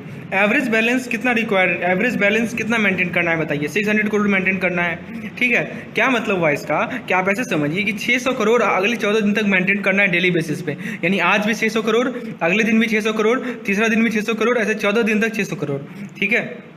अब बताइए क्वेश्चन क्या पूछा गया है कि टोटल सीआरआर कितना मेंटेन करना है फोर्टनाइट के लिए। तो सिंपल सी बात है, हर दिन हमें 600 करोड़ मेंटेन करना है और अगले 14 दिन तक, तो टोटल कितना हो जाएगा 600 करोड़ इंटू 14 यानी कि 8400 करोड़। तो करेक्ट आंसर होगा इसका दोस्तों ऑप्शन नंबर डी यानी 8400 करोड़। नेक्स्ट क्वेश्चन है, on product basis what balance has been maintain by bank during first 7 days. अब देखिए फर्स्ट 7 डेज में यहाँ पे क्वेश्चन में तो दे रखा है मिनिमम बैलेंस ऑफ 95%, अब वो कितना है। तो देखिए 600 करोड़ तो एवरेज बेसिस पे मेंटेन करना है डेली बेसिस पे, और आरबीआई का गाइडलाइन क्या कहता है कि हर एक दिन जो एवरेज बैलेंस है उसका 95% मिनिमम मेंटेन करना ही करना है, ये आरबीआई का गाइडलाइन है। अब बताइए 600 करोड़ है अपने पास, उसका 95% कितना होगा, तो उसका 95% होगा दोस्तों 570 करोड़। क्या मतलब हुआ कि 570 करोड़ मिनिमम इतना तो मेंटेन करना ही करना है, इससे ज़्यादा होगा चलेगा लेकिन इससे कम नहीं चलेगा, ठीक है दोस्तों। अब बताइए क्वेश्चन आपसे क्या पूछ रहा है कि पहले 7 डेज में कितना मिनिमम बैलेंस बैंकों को मेंटेन करना है। तो बताइए क्या करेंगे, ये जो 570 है इसको हम लोग 7 से मल्टीप्लाई कर देंगे तो आपको मिल जाएगा 3990 करोड़। तो ये 3990 करोड़ अमाउंट जो है वो बैंक मेंटेन करेगी अगले 7 दिन तक, चलिए उम्मीद है चीज़ें आपको क्लियर हो रही होंगी। नेक्स्ट क्वेश्चन है, on product basis what balance will be maintain by the bank during last 2 day to comply with CRR requirement. आप देखिए बहुत अच्छा क्वेश्चन है।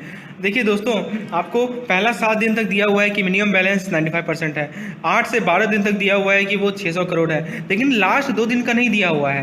क्वेश्चन आपसे यही पूछ रहा है, आप बताइए कि लास्ट 2 दिन में बैंक कितना बैलेंस मेंटेन करेगी ताकि वो सीआरआर रिक्वायरमेंट से कंप्लाई हो जाए। आपके सामने 4 ऑप्शंस हैं, आप दिमाग लगाइए दोस्तों, बहुत ही सिंपल क्वेश्चन है। आप 61 नंबर में क्या निकाले थे बताइए। पहले 7 दिन तक बैंक ने कितना मेंटेन किया, 3990 करोड़ हम लोगों ने ऊपर निकाला है। उसके अगले 4 दिन तक बैंक ने कितना मेंटेन किया, हर एक दिन 600 करोड़ मेंटेन किया ना, और 600 को 4 से गुना करेंगे तो कितना मिलेगा, 2400 करोड़। ठीक है, अब बताइए पहले 12 दिन में बैंक ने कितना मेंटेन किया, 3990 को 2400 से जोड़ दीजिए तो आपको मिल जाएगा 6390 करोड़। ये पहले 12 दिन का डाटा है दोस्तों। अब बताइए टोटल सीआरआर रिक्वायरमेंट कितना था, हम लोगों ने 61 को नंबर क्वेश्चन में निकाला था ना, 8400 करोड़। अब बताइए दोस्तों, ये जो 8400 करोड़ है वो है 14 दिन के लिए, और ये जो हमारा 6390 करोड़ है वो है 12 दिन के लिए। दोनों को यदि सब्ट्रैक्ट कर दें तो हमें ये पता चल जाएगा ना कि जो लास्ट 2 दिन बचा है उसमें कितना बैलेंस की रिक्वायरमेंट है। तो बहुत सिंपल है, आप 8400 माइनस 6390 कर लीजिए तो आपको मिल जाएगा 2010। तो बेसिकली सीआरआर रिक्वायरमेंट को कंप्लाई करने के लिए बैंक को लास्ट 2 दिन में इतना बैलेंस मेंटेन करना होगा। उम्मीद है दोस्तों चीज़ें आपको क्लियर हो गई होंगी। आइए आगे बढ़ते हैं। नेक्स्ट क्वेश्चन है, if the CRR is to be maintain at 4%, what is the DTL of the bank. देखिए डीटीएल क्या होता है दोस्तों, डिमांड एंड टाइम लायबिलिटी को हम लोग डीटीएल कहते हैं। अब साफ साफ लिखा हुआ है कि सीआरआर को जो मेंटेन करना है वो है 4% पे, तो डीटीएल कितना होगा। आइए दोस्तों समझते हैं। मान लेते हैं कि डीटीएल है हमारा एक्स, तो दोस्तों सीआरआर जो हम लोग 4% बोलते हैं वो बेसिकली डीटीएल का ही तो होता है। तो बेसिकली ये 4% किसका है, तो डीटीएल का है। तो 4% of DTL is equal to हमारा सीआरआर। सीआरआर कितना है, 8400 करोड़। तो बेसिकली डीटीएल कितना मिल जाएगा, 2,10,000 करोड़। तो बेसिकली ये हमारा डीटीएल निकल गया। नेक्स्ट क्वेश्चन है हमारा, if the inter bank deposit with maturity of 180 days are ₹7,200 crore, what is the SLR to be maintain at the rate of 22%। अब देखिए दोस्तों, हमारा इंटर बैंक डिपॉजिट दे रखा है। इंटर बैंक डिपॉजिट है, मैच्योरिटी दिया हुआ है 180 डेज का, और इंटर बैंक डिपॉजिट कितना है 7,200 करोड़। तो एसएलआर कितना मेंटेन करना पड़ेगा, 22% के रेट ऑफ इंटरेस्ट से। तो ध्यान देने वाली बात यह है दोस्तों, जब भी आप डीटीएल को कैलकुलेट कर रहे हैं, एसएलआर इंटर बैंक डिपॉजिट जितने भी मैच्योरिटीज़ के हैं सभी को ऐड कर देंगे। तो आप क्या कीजिए, 7,200 करोड़ को आप देखिए ऊपर हम लोगों ने डिटेल निकाला है ना, वो कितना निकला है 2,10,000 करोड़। तो 7,200 करोड़ को 2,10,000 करोड़ से जोड़ेगा तो टोटल डिटेल कितना मिल जाएगा, 2,70,200 करोड़। ठीक है, और एसएलआर का रेट कितना दे रखा है, 22%। अब प्रश्न आपके दिमाग में उठेगा कि तो ये 22% किसका, तो ये 22% है हमारा डीटीएल का। तो डीटीएल कितना है, तो 2,17,200 करोड़। 2,70,200 करोड़ का आप लोग 22% निकालेंगे तो आपको मिल जाएगा 47,784 करोड़। तो बेसिकली ये 47,784 करोड़ क्या है, तो ये एसएलआर है। ठीक है, तो बेसिकली आपसे क्वेश्चन में क्या पूछा गया था कि टोटल आपको बताना था कि डीटीएल कितना होगा, तो वो हो जाएगा 2,70,200 करोड़। तो ये था हमारा पहला केस स्टडी। आइए दोस्तों, अब हम लोग अपनी नेक्स्ट केस स्टडी पे आते हैं। आपके सामने नीचे फर्स्ट 2 टेबल दिया गया है। जो पहला टेबल है वो 1 ईयर रेटिंग माइग्रेशन प्रोबेबिलिटी को शो कर रहा है। दोस्तों आपको पता होगा ये अकाउंट का क्लासिफिकेशन अलग अलग रेटिंग का होता है। तो यहाँ पे देख सकते हैं AAA, AA, BBB, BBB, CCC default. तो ये सब बेसिकली अकाउंट के रेटिंग्स हैं। अब देखिए पहला साल 1 ईयर रेटिंग माइग्रेशन दिया हुआ है प्रोबेबिलिटी। अब प्रोबेबिलिटी टेबल में देख सकते हैं आप, ये टेबल बना हुआ है, इसमें आप रो कॉलम का देख सकते हैं। तो ये टेबल क्या शो कर रहा है, ये शो कर रहा है probability of migrating to rating by year and. ठीक है, और नीचे जो टेबल है वो आपको क्या दिखा रहा है कि number of account at the beginning of year, यानी कि जब साल का शुरुआत होता है तब एक AAA रेटेड अकाउंट कितने थे, AA रेटेड अकाउंट कितने थे, A रेटेड अकाउंट कितने थे। चीज़ें आपको क्लियर हो रही हैं। यानी पहला टेबल आपको प्रोबेबिलिटी दिखा रहा है, जैसा कि आप देख सकते हैं प्रोबेबिलिटी का वैल्यू हमेशा 0 और 1 के बीच में होता है, इसलिए आप जो भी डाटा देखेंगे पहले टेबल में वो 0.1, 0.2 ऐसे करके है, 0 और 1 के बीच का है। तो ये सब प्रोबेबिलिटी को शो कर रहा है। और दूसरा टेबल क्या शो कर रहा है दोस्तों कि हमारा ये जो अलग अलग अकाउंट्स का रेटिंग है वैसे अकाउंट कितने थे इन ईयर के शुरुआत में। तो चीज़ें आपको क्लियर हो गई। अच्छा, और ये जो डाटा है वो है हमारा 1981 से लेकर 2000 तक के लिए। चलिए, ये तो क्वेश्चन आपको दिया जाएगा। अब आइए क्वेश्चन देखते हैं। पहला क्वेश्चन है, bank has credit exposure of ₹10,000 crore to triple C rated borrower at the start of the year, what will the amount of default at the end of period. क्या कह रहा है कि ट्रिपल सी रेटेड बोरोवर का bank का credit exposure कितना है, 10,000 करोड़ है। आपको बताना है कि पीरियड के अंत में डिफॉल्ट कितना होगा। तो बेसिकली ये एप्लीकेशन बेस्ड क्वेश्चन है। आइए दोस्तों, करेक्ट आंसर इसका एक्स डाटा इनसफिशिएंट।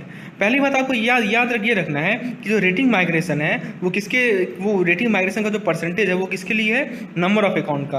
अब मान लीजिए कि ट्रिपल ए अकाउंट की बात करें तो ट्रिपल ए अकाउंट में कितना अकाउंट है बताइए, ट्रिपल ए वाले केस में कितना अकाउंट है बिगिनिंग ऑफ ईयर में। देख सकते हैं चीज़ें हमारा टेबल नंबर 2 से, वो है 3200 अकाउंट। ठीक है, तो 3200 अकाउंट है। अब क्या एज्यूम किया गया कि 5.83% ऑफ अकाउंट जो है वो डबल ए में चला गया। ठीक है दोस्तों, तो ये हमने एज्यूम किया। तो 5.83 यदि आप 3200 का निकालेंगे तो आपको मिल जाएगा 187। तो दोस्तों, loan amount given to this account will be different and can not be calculated from the data. तो जो लोन अमाउंट है इन सभी अकाउंट को जो दिया गया है वो तो अलग अलग है, तो हम लोग इस डाटा जो हमें डाटा दिया गया है उसे हम लोग कैलकुलेट नहीं कर सकते हैं, इसलिए हमारा डाटा इनसफिशिएंट है। नेक्स्ट क्वेश्चन है, what will be the number of account in triple C at the end of year assuming no new account were added during the year. ये मान लिया गया है कि साल भर में कोई नया अकाउंट नहीं जोड़ा गया है। आपको ये बताना है कि ट्रिपल सी में कितने अकाउंट होंगे साल के अंत में। तो देखिए आपके सामने 4 ऑप्शन दिया गया है। तो आइए दोस्तों इसे सॉल्व करते हैं। आपको टेबल से गुजरना है। ठीक है, तो आप देखिए टेबल से जब आप देखेंगे तो आप ये देखेंगे कि 63.96 of account have retain their rating of triple C. दोस्तों आप इस टेबल को देखिए ध्यान से, ट्रिपल सी वाला रो को देखिए और ट्रिपल सी वाले कॉलम को देखिए। उस डाटा का मिड पॉइंट है वहाँ पे क्या लिखा, मीटिंग पॉइंट पे क्या लिखा हुआ है, 63.96 लिखा हुआ है ना। तो ये 63.96% है। इसका क्या मतलब हुआ कि 63.96% जो ट्रिपल सी अकाउंट साल के शुरुआत में थे वो साल के अंत तक ट्रिपल सी ही बने रहे। ये चीज़ आपको क्लियर हो रही है। यही डाटा को यूज करेंगे हम लोग 63.96 को। तो 63.96 अकाउंट वैसे हैं जो कि अपने रेटिंग ट्रिपल सी ही रखे। इसका मतलब क्या हुआ कि 1400 अकाउंट, देखिए आप बताइए ट्रिपल सी अकाउंट के इनिशियली कितने थे, 1400 थे। इस डाटा से, इस टेबल से आप देख सकते हैं। तो 1400 अकाउंट में से ऐसे कितने अकाउंट हैं, out of 1400 account at the start. ठीक है, ये आप देखिए 63.96% यदि आप 1400 का निकालेंगे तो आपको मिल जाएगा 895। तो 895 अकाउंट ऐसे थे जो कि ट्रिपल सी में ही रहे, और लेकिन जो बाकी अकाउंट थे वो दूसरे कैटेगरी में चले गए। ठीक है, तो देखिए दोस्तों इस क्वेश्चन का जो हमारा आंसर है, but this is not the final answer. अब देखिए इसके लिए मैंने यहाँ पे टेबल बनाया है। अब देखिए ये जो टेबल है इसमें आपका क्या है, जो पहला कॉलम है उसमें रेटिंग कैटेगरी दिखाए हैं मैंने। उसके बाद नेक्स्ट कॉलम में हमने मूव टू सीसीसी, और last column percentage move to CCC, और लास्ट कॉलम में है दोस्तों in number move to CCC. अब देखिए ट्रिपल ए का परसेंटेज मूव टू सीसीसी कितना है, 0.0। ये सब जो डाटा है दोस्तों वो मैंने इस पार्टिकुलर टेबल से ही कलेक्ट किया है, जैसे आप देख सकते हैं। तो ट्रिपल ए सीसीसी में कितना चला गया, 0.00, डबल ए चला गया 0.02, ए चला गया 0.01, ट्रिपल बी चला गया 0.16। तो जो हमारा दूसरा कॉलम है उसमें हमने परसेंटेज दिखाया है। अब दोस्तों ये परसेंटेज किसका है, तो परसेंटेज जो हमारा ट्रिपल ए रेटेड अकाउंट था इनिशियली उसी का होगा ना। अब जरिए डबल ए के बारे में बात आता है, मैं एक आपको समझाता हूँ। तो डबल ए का कितना परसेंटेज सीसीसी में चला गया, तो 0.02%। तो 0.02% किसका, तो 0.02% जो डबल ए शुरू में था उसका। डबल ए शुरू में कितना था, तो 4500। तो 4500 का आप 0.02% निकालेंगे तो कितना मिलेगा, लगभग 1 मिलेगा। तो इसी तरह आपको जितने भी अकाउंट्स हैं सभी का कितना परसेंटेज सीसी में चला गया, वो परसेंटेज का इनिशियल जितना था उसका परसेंटेज निकालना पड़ेगा, और फाइनली आपको मिल जाएगा 1054। तो करेक्ट आंसर होगा दोस्तों 1054। तो बेसिकली इसी तरह क्वेश्चन आप बीएफए में एक्सपेक्ट कर सकते हैं दोस्तों। उम्मीद है चीज़ें आपको क्लियर हो रही होंगी।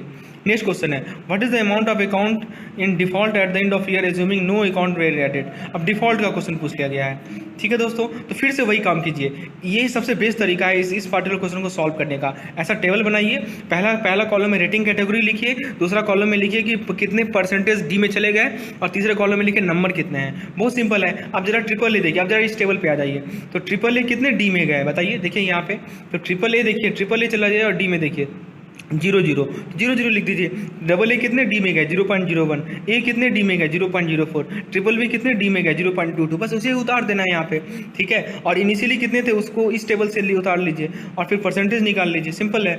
ठीक है, तो आपको जो ये आप खुद से ट्राई कीजिए एक बार, और यदि आपको डिफिकल्टी आ रहा हो तो मुझे कमेंट सेक्शन में लिखिए, मैं समझाऊंगा उसे।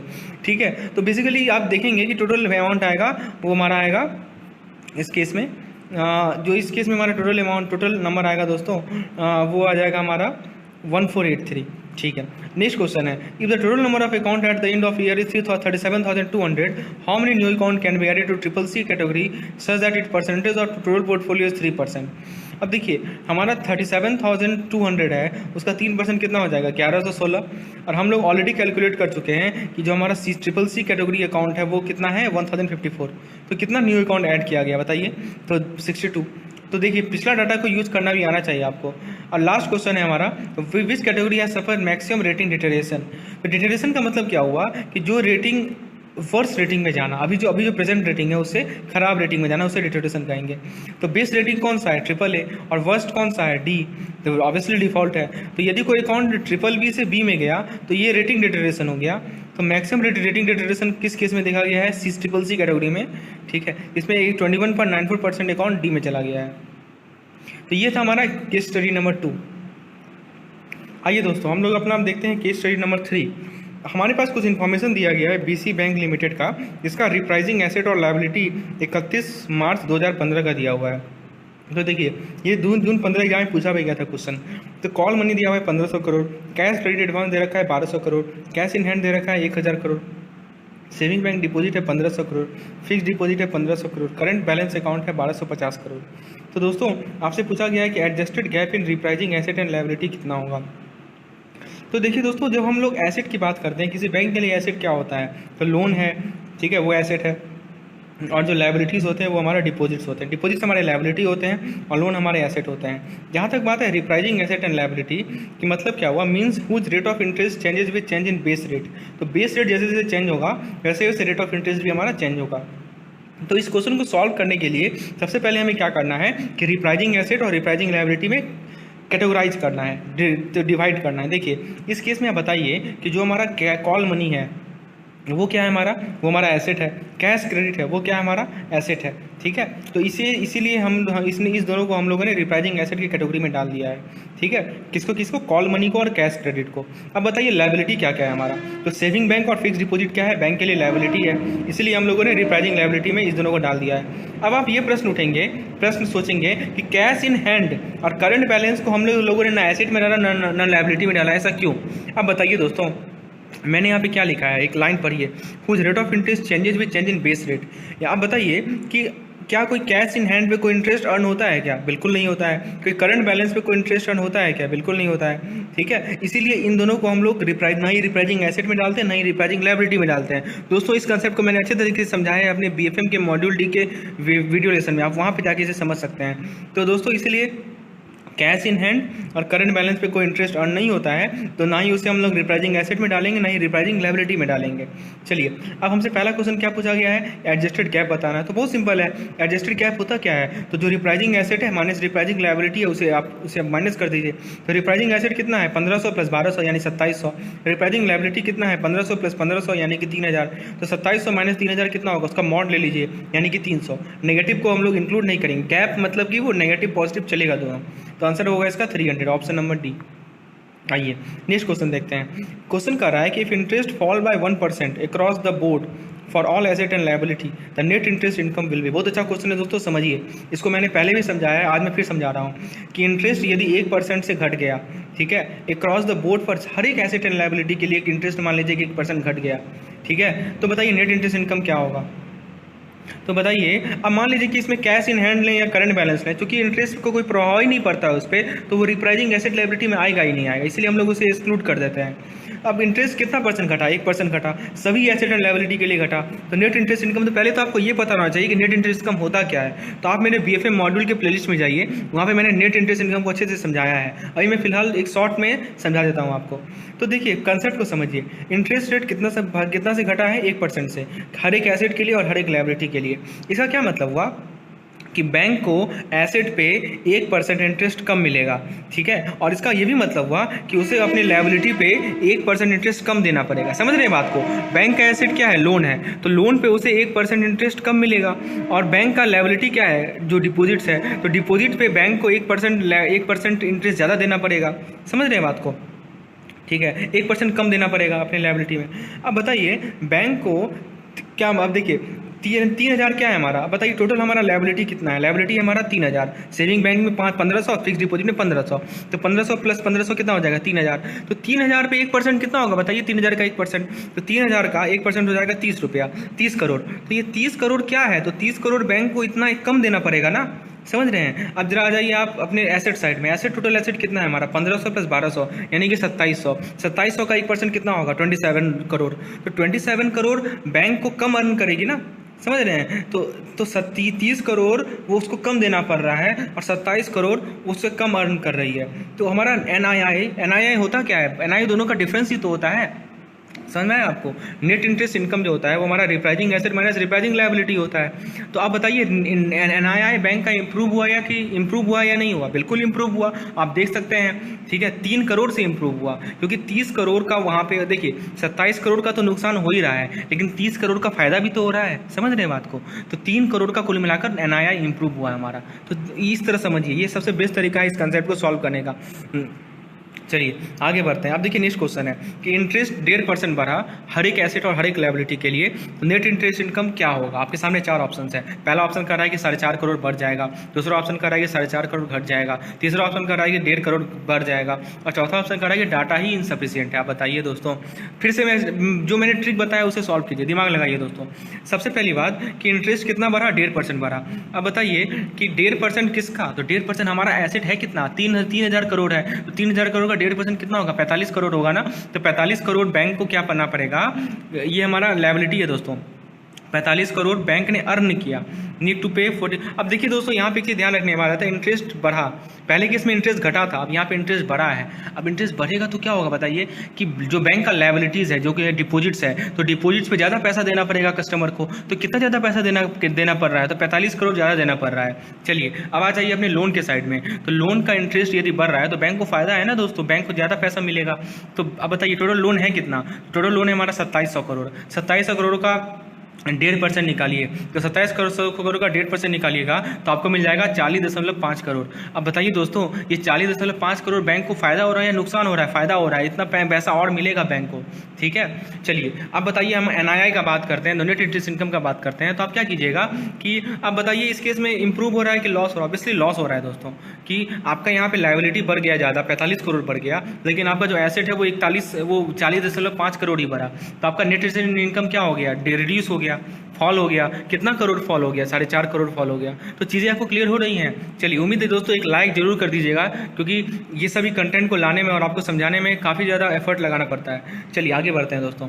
नेक्स्ट क्वेश्चन है हमारा, if the interest on call money fall bye 1% on cash credit. अब देखिए अब समझिए बात को, इस क्वेश्चन में क्या कहा गया है कि कॉल मनी पे जो इंटरेस्ट है वो 1% घटा, कैश क्रेडिट पे जो इंटरेस्ट है वो %0.5% घटा, सेविंग बैंक पे जो इंटरेस्ट है वो 0.3% घटा, एफडी पे जो इंटरेस्ट है वो 1% घटा। अब बताइए एनआईआई क्या होगा। अब देखिए अभी तक जो हम लोगों ने 2 क्वेश्चन सॉल्व किया उसमें सब में इक्वली प्रभाव पड़ रहा था, लेकिन अब देखिए कि अब सब पे अलग अलग प्रभाव पड़ रहा है। तो देखिए कंसेप्ट वही है अपना, ठीक है, चीज़ें वही लगाना है, बस अंतर क्या है, अंतर बस इतना कर दिया है कि सब पे अलग अलग परसेंटेज का रिडक्शन हो रहा है। ये क्वेश्चन हमारे बीएफएम के मॉड्यूल डी से है। आपके सामने 4 ऑप्शन है, आइए हम समझते हैं एकदम सिंपल तरीके से। तो देखिए दोस्तों कॉल मनी का 1% फॉल हुआ, ठीक है। तो सबसे पहले एक काम करते हैं हम लोग। तो अब बताइए 1% किसका, तो 1% जो है हमारा, अब देखिए कॉल मनी जो है, कॉल मनी बदले बताइए आप एसेट है कि लायबिलिटीज़ है। तो आप इस टेबल से देख सकते हैं दोस्तों कि कॉल मनी हमारा एसेट है। तो 1500 का 1% कितना होगा बताइए, 15 करोड़, ठीक है। तो कॉल मनी यदि हमारा 1% घट गया, कॉल मनी हमारा एसेट है, ठीक है, तो कॉल मनी पे कितना 15 करोड़ जो है कम अर्न होगा। कैश क्रेडिट कितना घटा, %0.5%, और कैश क्रेडिट था कितना हमारा 1200, तो 1200 का %0.5% कितना होगा, तो 1200 का होगा दोस्तों हमारा 6 करोड़। तो कैश क्रेडिट जो है 6 करोड़ कम अर्न करेगा। तो टोटल इनकम जो है हमारा 21 करोड़ से घट गया, कॉल मनी पे 15 करोड़ और कैश क्रेडिट पे 6 करोड़।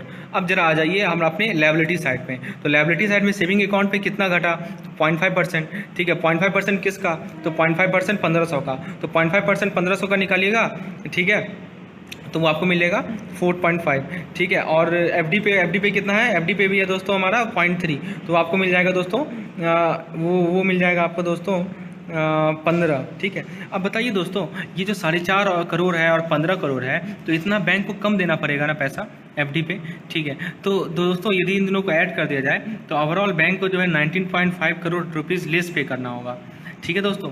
तो आप बताइए बैंक का इनकम कितना घट रहा है, 21 करोड़ घट रहा है, और बैंक को कितना कम देना पड़ रहा है, 19.5 करोड़ देना पड़ रहा है। तो यदि नेट देखा जाए, ओवरऑल देखा जाए, तो बैंक 1.5 करोड़ लेस अर्न कर रही है, तो एनआईआई हमारा घटेगा। यदि मान लीजिए इसी केस में कि ओवरऑल बैंक को ज़्यादा पे करना पड़ता, ठीक है, कम पे करना पड़ता, मान लीजिए 19.5 जो रहता है वो 21 से ज़्यादा रहता, तो उस केस में एनआईआई इंप्रूवमेंट होता। आप यहाँ देख सकते हैं कुल मिलाकर यदि देखा जाए तो बैंक का इनकम 21 करोड़ घट रहा है और 19.5 करोड़ बढ़ रहा है, तो अल्टीमेटली घटा ही ना, कितना घटा, 1.5 करोड़ घट गया। तो इसलिए करेक्ट आंसर होगा फॉल बाय 1.5 करोड़। तो इस तरह आप क्वेश्चन को समझना है, चीज़ें आपको क्लियर हो रही होंगी उम्मीद है। चलिए, ये था हमारा केस स्टडी नंबर 3। आइए दोस्तों, हम लोग अगले केस स्टडी पे आते हैं। अब देखिए, आपके सामने कोई एबीसी बैंक है, उसका डिटेल हमें दिया गया है 15/10/2014 का, जो भी फिगर है वो करोड़ में है। Paid up capital 500 crore, reserve and surplus 25 crore, statutory reserve 650 crore, capital reserve representing surplus arising out of cell proceed of asset 50 crore, other disclosed free reserve 120 crore, general provision and loss reserve 150 crore, special provision on NPA at portfolio level 15 crore, provision in lieu of diminution in fair value of asset in case of restructured advance 10 crore, revaluation reserve 100 crore, infusion of capital after published balance sheet 50 crore, RWA under credit substandard approach 6000 crore, capital charge for market risk 270, capital charge for operation risk 180। पहला question है what is eligible tyre 1 capital. दोस्तों मैंने इस चीज़ को अच्छे से clear किया है कि टायर 1 में क्या था, टायर 2 में क्या था, आप उस वीडियो में जाके देख लीजिए, ठीक है। मैं आपको डिस्क्रिप्शन में लिंक दे दूंगा। तो एलिजिबल टायर 1 कैपिटल क्या होता है, तो टायर 1 में आपका पेड अप कैपिटल आएगा, रिजर्व एंड सरप्लस आएगा, स्टैट्यूटरी रिजर्व आएगा, capital reserve representing surplus arising of cell proceed of asset आएगा, अदर डिस्क्लोज फ्री रिजर्व आएगा। ये आपको पता होना चाहिए, सभी को जोड़िएगा तो आपको आंसर मिल जाएगा 1345 करोड़। नेक्स्ट क्वेश्चन है एलिजिबल टायर 2 कैपिटल। इसे आप खुद से एक बार ट्राई कीजिए, इस पेज का स्क्रीनशॉट आप ले लीजिए और अपने से एक बार सॉल्व करने का प्रयास कीजिए। मेरे उस वीडियो को देखिए, इसमें मैंने कैपिटल को अच्छे से बाइफरकेट करके समझाया है, आखिर क्यों है ये भी मैंने समझाया है दोस्तों। मैंने लॉजिकली एक्सप्लेन किया था कि आप देख के कैसे समझेंगे कि ये टायर 1 का पार्ट है कि टायर 2 का पार्ट है। तो उस वीडियो में जाइए, उस वीडियो को कंटेंट को समझिए। कुल मिलाकर 15 से 20 मिनट का वीडियो है, चीज़ें आपको अच्छे से क्लियर हो जाएंगी। तो टायर 2 का जहाँ तक बात है तो उसमें हमारा आएगा कि general provision and loss reserve with ceiling of 1.25% of RWA, revaluation reserve eight the rate 55% discount, ठीक है। ये दोनों को जोड़ के तो बताइए सीलिंग कितना है, 1.25% ऑफ RWA का सीलिंग है general provision and loss reserve पे। तो पहले हमें RWA निकालना पड़ेगा, क्योंकि RWA का ही तो 1.25% है। RWA है कितना, तो RWA क्रेडिट रिस्क का हमें दे रखा है 6000 करोड़, देखिए यहाँ दिया हुआ है, ठीक है। क्रेडिट रिस्क का है दोस्तों 6000 करोड़। मार्केट रिस्क का RWA कैसे निकालेंगे, तो कैपिटल चार्ज हमें दिया हुआ है और हमें पता है कि RBI के जरूरत जो स्टैंडर्डाइज CRAR है, capital to rate adequacy ratio CAR है, वो हमारा 0.09 है। तो RWA फॉर मार्केट रिस्क निकालने के लिए कैपिटल चार्ज को 0.09 से डिवाइड कर देंगे तो हमें मिल जाएगा 3000 करोड़। उसी तरह ऑपरेशनल रिस्क के लिए RWA निकालने के लिए कैपिटल चार्ज को 0.09 से डिवाइड कर देंगे तो हमें मिल जाएगा 2000 करोड़। तो बताइए टोटल RWA इस तीनों को जोड़ के निकल जाएगा हमारा 11000 करोड़। यही तो पूछा था हमसे, ठीक है।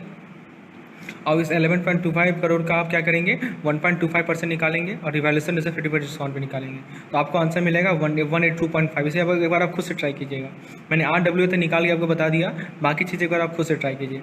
आइए हम लोग नेक्स्ट केस स्टडी को देखते हैं। कोई लेना बैंक है, उसका इन्फॉर्मेशन दिया गया है, जितने भी फिगर है वो करोड़ में है। देखिए रेटिंग दिया हुआ है AAA, AA, BBB, B, CCC 3 साल के लिए और 5 साल के लिए।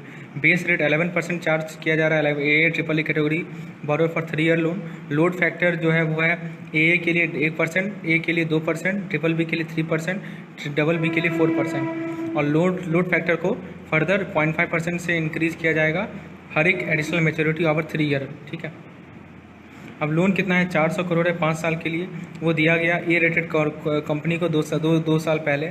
There has been no default, current outstanding is 200 crore, exposure at default is 100% and loss given default is 50% with expected loss. तो इसका सिंपल सा फॉर्मूला है दोस्तों, एक्सपेक्टेड लॉस निकालने का PD into LGD into EAD।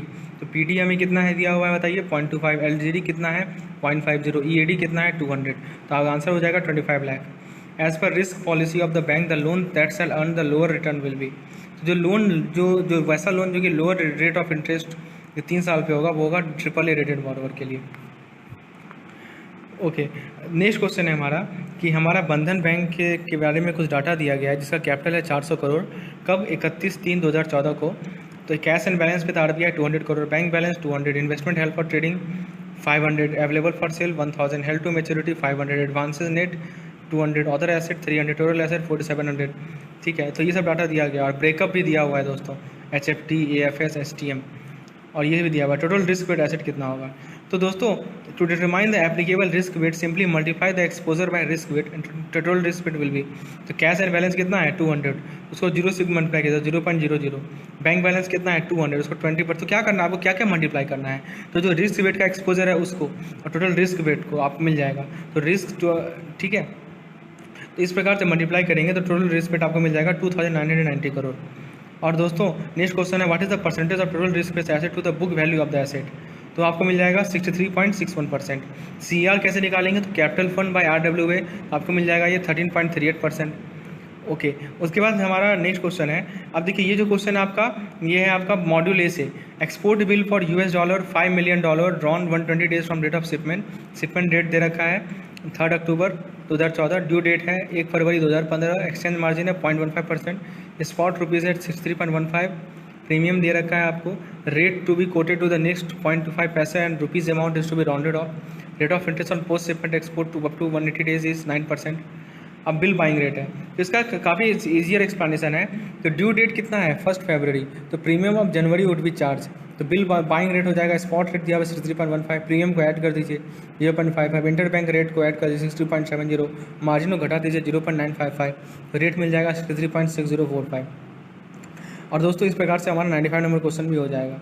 और एक लास्ट नंबर क्वेश्चन है दोस्तों जिसपे आपको किसी मुंबई के बैंक के बारे में RSA दिया हुआ है, RSL दिया हुआ है, नेटवर्थ दिया हुआ है, DA दिया हुआ है और DL दिया हुआ है, तो वेट पूछा गया है। तो वेट क्या होता है RSL अपन RSA, तो ये आपको मिल जाएगा 0.89। इसका मैंने ट्रिक भी समझाया था, एक शॉर्ट ट्रिक समझाया था जिससे आप लोग इसे याद कर सकते हैं। मॉडिफाइड ड्यूरेशन गैप का क्या होता है formula, DA minus W time DL, ये मिल जाएगा आपको 0.72। और मॉडिफाइड ड्यूरेशन ऑफ इक्विटी कितना हो जाएगा दोस्तों, modified duration of equity is DGAP into leverage ratio, तो आपको मिल जाएगा 15.55। तो फ्रेंड्स ये था हमारा आज का केस स्टडी का। यदि आप चाहते हैं कि मैं इस तरह की केस स्टडी और लाऊं और आपको समझाऊं तो दोस्तों कमेंट सेक्शन में लिखिए, तो मैं आपको डेली बेसिस पे ऐसे केस स्टडी करवाऊंगा, चाहे वो AVM का हो, BFM का हो या रिटेल बैंकिंग का हो। फ्रेंड्स आपकी सपोर्ट की ज़रूरत है। यदि आपको PDF की रिक्वायरमेंट है तो नीचे डिस्क्रिप्शन में एक व्हाट्सएप नंबर मिलेगा जिस पे आप मुझे कांटेक्ट कर सकते हैं, और वो दोस्तों पेड PDF है। उम्मीद है दोस्तों चीज़ें आपको क्लियर हुई होंगी। लेसन को लाइक कीजिए, चैनल को सब्सक्राइब कीजिए और मैक्सिमम से मैक्सिमम इसे शेयर कीजिए। धन्यवाद मित्रों, अभिनंदन करता हूं आप लोग का हमारे GIB and CIB made simple के चैनल में। तो दोस्तों ये हमारा BFM का केस स्टडी का जो सीरीज चल रहा है उसका ये सेकंड वीडियो है। इससे पहले मैं इस चैनल पे ऑलरेडी एक वीडियो बना चुका हूं जिसका लिंक आपको डिस्क्रिप्शन में मिल जाएगा, निश्चित रूप से आप जाके उसको देखिए। उसमें हम लोगों ने 6 केस स्टडी को, इंपॉर्टेंट केस स्टडी को डिस्कस किया है। मैंने अप्रोच समझाया है आपको कि कैसे आप केस स्टडी को आप लोग अप्रोच करेंगे। उम्मीद है दोस्तों आप लोगों को वो पसंद भी आई होंगी। और चलिए उसी सीरीज का हमारा ये दूसरा लेक्चर है जिसमें मैं आप लोगों के सामने 6 से 7 केस स्टडी डिस्कस करूँगा। ये काफ़ी ज़्यादा महत्वपूर्ण केस स्टडी है हमारे BFM के मॉड्यूल B से। तो दोस्तों अंतिम तक बने रहिएगा ताकि आप लोग इन चीज़ों को समझ जाएं, क्योंकि आप देख सकते हैं कि इसी तरह के केस स्टडी हमारे एग्जामिनेशन में, रियल लाइफ एग्जामिनेशन में पूछे जा रहे हैं। आइए दोस्तों हम लोग शुरुआत करते हैं अपने पहले केस स्टडी से, जो कि बेस्ड है हमारा रिस्क वेट एसेट को कैलकुलेट कैसे किया जाए उस पर बेस्ड है।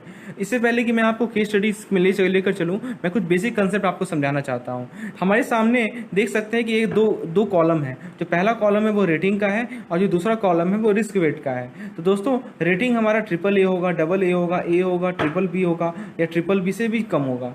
उसके कॉरस्पॉन्डिंग जो रिस्क वेट असाइन होता है वो कुछ इस प्रकार होता है। AAA रेटेड कंपनीज हैं तो 20%, AA है 30%, सिंगल A है 50%, BBB है 100% और BBB से कम है तो 150%। तो दोस्तों आप देख सकते हैं कि जैसे जैसे हमारा रेटिंग हमारा कंपनीज का घट रहा है वैसे वैसे उसमें रिस्क वेट ज़्यादा हमको असाइन करना पड़ रहा है। और ये लॉजिकल भी तो है, जैसे जैसे कंपनीज का रेटिंग घटेगी तो उसके लिए आपको रिस्क वेट तो ज़्यादा असाइन करना ही पड़ेगा। चलिए अब देखिए, यदि मान लीजिए कोई ऐसा कंपनी है जिसका 100 करोड़ से भी कम कैपिटल है और वो अनरेटेड है, उसका कोई रेटिंग ही नहीं है, तो उसमें 100% का हमें रिस्क वेट असाइन करना है। और यदि अनरेटेड कंपनी से 100 करोड़ एंड एबव अकाउंट का, तो और उसका रिस्क वेट हमारा 150% का होता है। अब देखिए सिंपल सी बात है, यदि कैपिटल अमाउंट ज़्यादा होगा तो रिस्क वेट भी ज़्यादा होगा, ऑब्वियस सी बात है, क्योंकि और अनरेटेड कंपनीज है। इसके अलावा कुछ इंपॉर्टेंट रिस्क वेट है, जैसे कि मान लीजिए कि अदर बैंक के साथ जो हमारा बैलेंस है उसका 20% होता है risk wait, secured staff loan के केस में 20% होता है, अदर स्टाफ लोन के केस में 75% होता है, पीएसयू को लोन दिया जाए तो 100% होता है, ईसीजीसी के द्वारा लोन गारंटीड किया जाता है तो 20% होता है, एजुकेशन लोन, रिटेल लोन, उस केस में हमारा 75% होता है। ठीक है, अब देखिए अनरेटेड लेस देन 100 करोड़ है तो 100%, unrated with ₹100 crore and above है तो 150%। अब दोस्तों, अब मैं आपके सामने कुछ, ये हमारा रियल केस स्टडी है। उम्मीद है दोस्तों आपको चीज़ें समझ में आ गई होंगी। अब मैं आपको ये समझाऊंगा कि ये जो हमारी परसेंटेज दी गई थी उसको कैसे हम लोग प्रॉब्लम में यूज़ करेंगे। देखिए हमारे सामने कुछ एक प्रॉब्लम है जिसमें टर्म लोन का अमाउंट 200 करोड़ दे रखा है और उसका रेटिंग दे रखा है ए, कॉर्पोरेट लोन का अमाउंट 100 करोड़ दे रखा है, उसका रेटिंग दे रखा है AA, वर्किंग कैपिटल लोन का अमाउंट 400 करोड़ दे रखा है और उसका रेटिंग दे रखा है AA। अब देखिए पहला क्वेश्चन हमसे पूछा गया है कि टर्म लोन जो ए है उसका रिस्क वेट एसेट हमें बताना है। अब दोस्तों रिस्क वेट एसेट कैसे पता करेंगे, तो रिस्क वेट एसेट को पता लगाने के लिए हमें रिस्क वेट का परसेंटेज पता होना चाहिए। जैसा कि टर्म लोन की बात हो रही है यहाँ पे, और टर्म लोन का रेटिंग जो है हमारा ए है, तो आप जरा इस चार्ट को देखिए, ए रेटिंग के लिए हम लोग रिस्क वेट कितना असाइन करते हैं, तो वो है 50%। तो सिंपल सी बात है, आप क्या करेंगे कि इस 200 करोड़ का 50% निकालेंगे, जो कि आपको मिल जाएगा 100 करोड़। तो ये 100 करोड़ क्या है, हमारा रिस्क वेट एसेट है। ठीक है, किस चीज़ के लिए, तो टर्म लोन के लिए, जिसका रेटिंग है हमारा ए।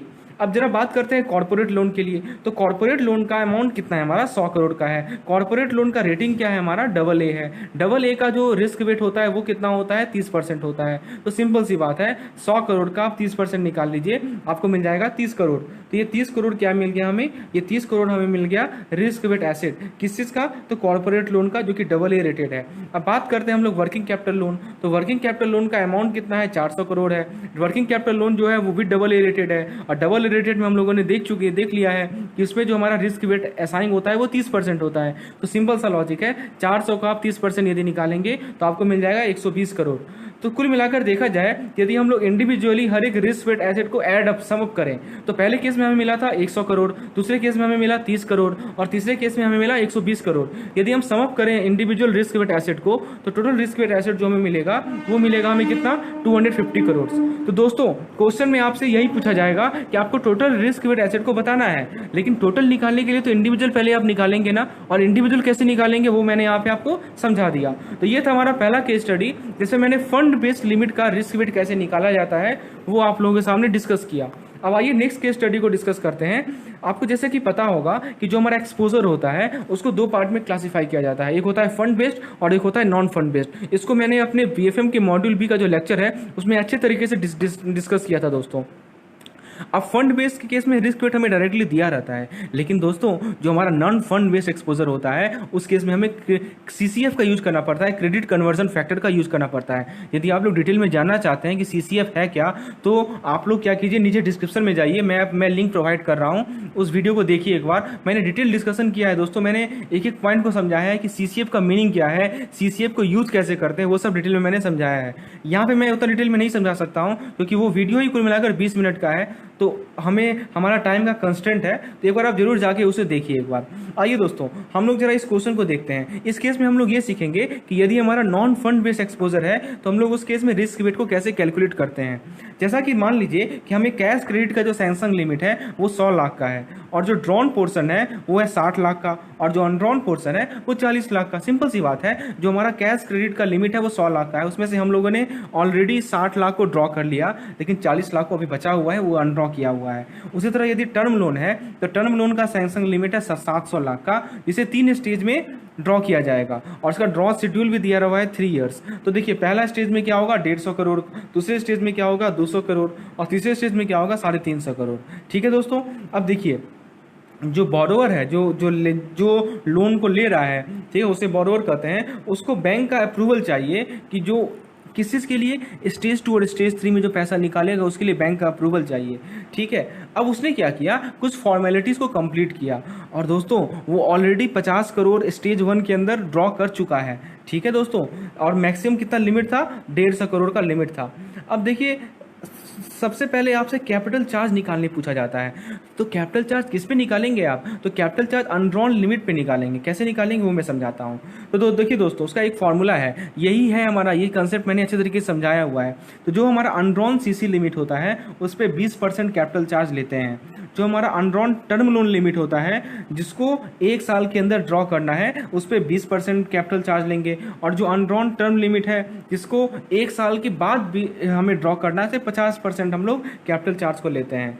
अब आइए दोस्तों क्रेडिट कन्वर्जन फैक्टर का रोल को देखते हैं। तो क्रेडिट कन्वर्जन फैक्टर को यूज करके हम क्या करेंगे कि जो एक्सपोजर को हम लोगों ने अभी तक अनअवेल है, मतलब जिसको हम लोगों ने अभी तक अवेल नहीं किया है, ठीक है, उसको कैश क्रेडिट एक्सपोजर में कन्वर्ट करेंगे।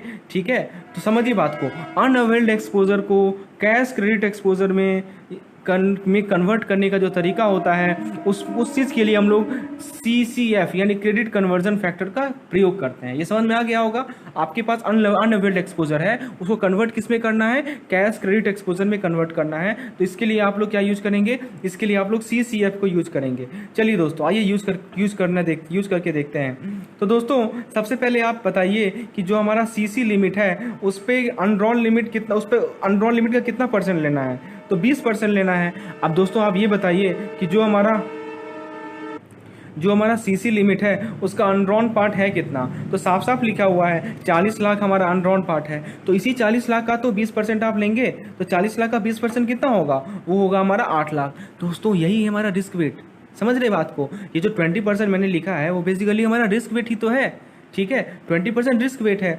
ठीक है, तो रिस्क वेट एसेट निकालने के लिए क्या करेंगे हम लोग, जो हमारा अनड्रॉन पोर्शन है उसका हम लोग 20% निकाल लेंगे, तो हमारा 8 लाख आ जाएगा आंसर।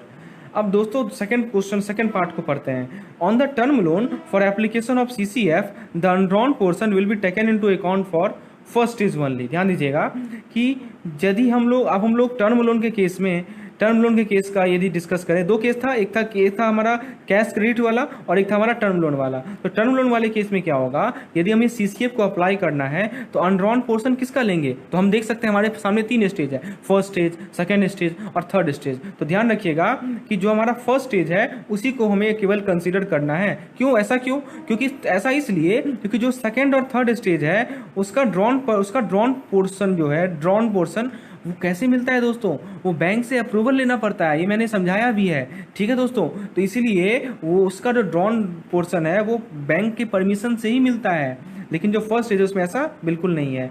तो अब बताइए जो टर्म लोन का स्टेज 1 का अनड्रॉन पोर्शन है कितना, आप पहले टोटल लिमिट बता दीजिए कितना है। तो टोटल लिमिट है हमारा 150 करोड़ फर्स्ट स्टेज में। अब ड्रॉ कितना किया गया, तो साफ साफ क्वेश्चन में लिखा गया है कि 50 करोड़ उसने ड्रॉ कर लिया, तो बचा कितना, 100 लाख बचा। ठीक है दोस्तों, सॉरी यहाँ पे एक बात ध्यान दीजिएगा, सब कुछ लाख में है, गलती से यहाँ पे लास्ट में मैंने करोड़ लिख दिया है, वो 100 लाख है, वो टाइपिंग मिस्टेक है, इसे करेक्ट कर लीजिएगा। तो दोस्तों जो हमारा अनड्रॉन पोर्शन है स्टेज 1 का टर्म लोन का वो है हमारा, वो कैसे निकाला हम लोगों ने निकाला 150 माइनस 50 यानी कि 100 लाख। अब दोस्तों रिस्क वेट कितना असाइन करते हैं, ये तो मैंने बता ही दिया है, 20% असाइन करते हैं। तो रिस्क वेट हमारा 20% है, तो आप क्या करेंगे, इस 100 का 20% निकाल लेंगे तो आपको मिल जाएगा 20 करोड़। तो दोस्तों जो हमारा रिस्क वेट एसेट है वो हमारा कितना निकल गया, 20% निकल गया। तो अनड्रॉन टर्म ईयर, अच्छा अब अभी मैंने बताया था कि यदि मान लीजिए इसका टाइम पीरियड 1 साल से ज़्यादा हो तो उस केस में CCF का फॉर्मूला क्या होता है, 50% होता है, RWM हमारा 50% होता है। ठीक है, उसके अलावा तो ये हमारा 2 क्वेश्चन था। क्वेश्चन समझ में आ गया आपको कि हमसे टर्म लोन के केस में रिस्क वेट एसेट निकालना था और कैश क्रेडिट केस में रिस्क वेट एसेट निकालना था। क्योंकि ये टर्म लोन और कैश क्रेडिट जो है हमारा वो हमारा आ जाता है नॉन फंड बेस्ड एक्सपोजर के केस में, इसके लिए हमारा जो मेथड है वो ऐसा है।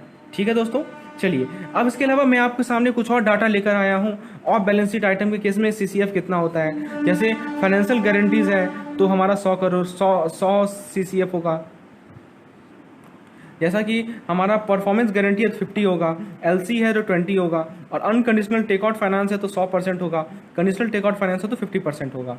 अब दोस्तों हम लोग एक नेक्स्ट केस स्टडी को डिस्कस करते हैं जो कि हेयर कट पे बेस्ड है।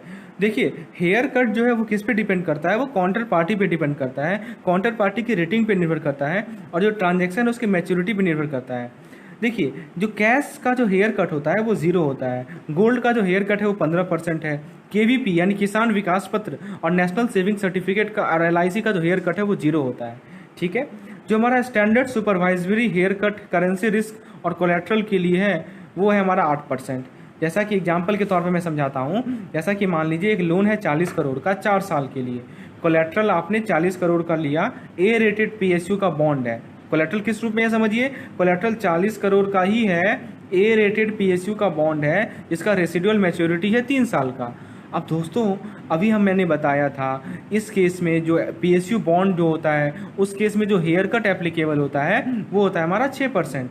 ठीक है दोस्तों, अच्छा अब आप देखिए, अब मैं एग्जांपल के थ्रू समझाता हूँ कि हेयर कट के कंसेप्ट को कैसे हम लोग अप्लाई करते हैं। तो हेयर कट का एडजस्टेड कोलेट्रल वैल्यू कितना हो जाएगा, असली में कोलेट्रल है कितना 40 करोड़, लेकिन 40 करोड़ हम लोग लेंगे नहीं दोस्तों, 40 करोड़ में से हम क्या करेंगे 40 करोड़ का 6% निकालेंगे, क्योंकि 6% हमें हेयर कट करना है। तो 40 करोड़ का 6% कितना मिलेगा बताइए, 40 का 6% आपको मिलेगा 2.40।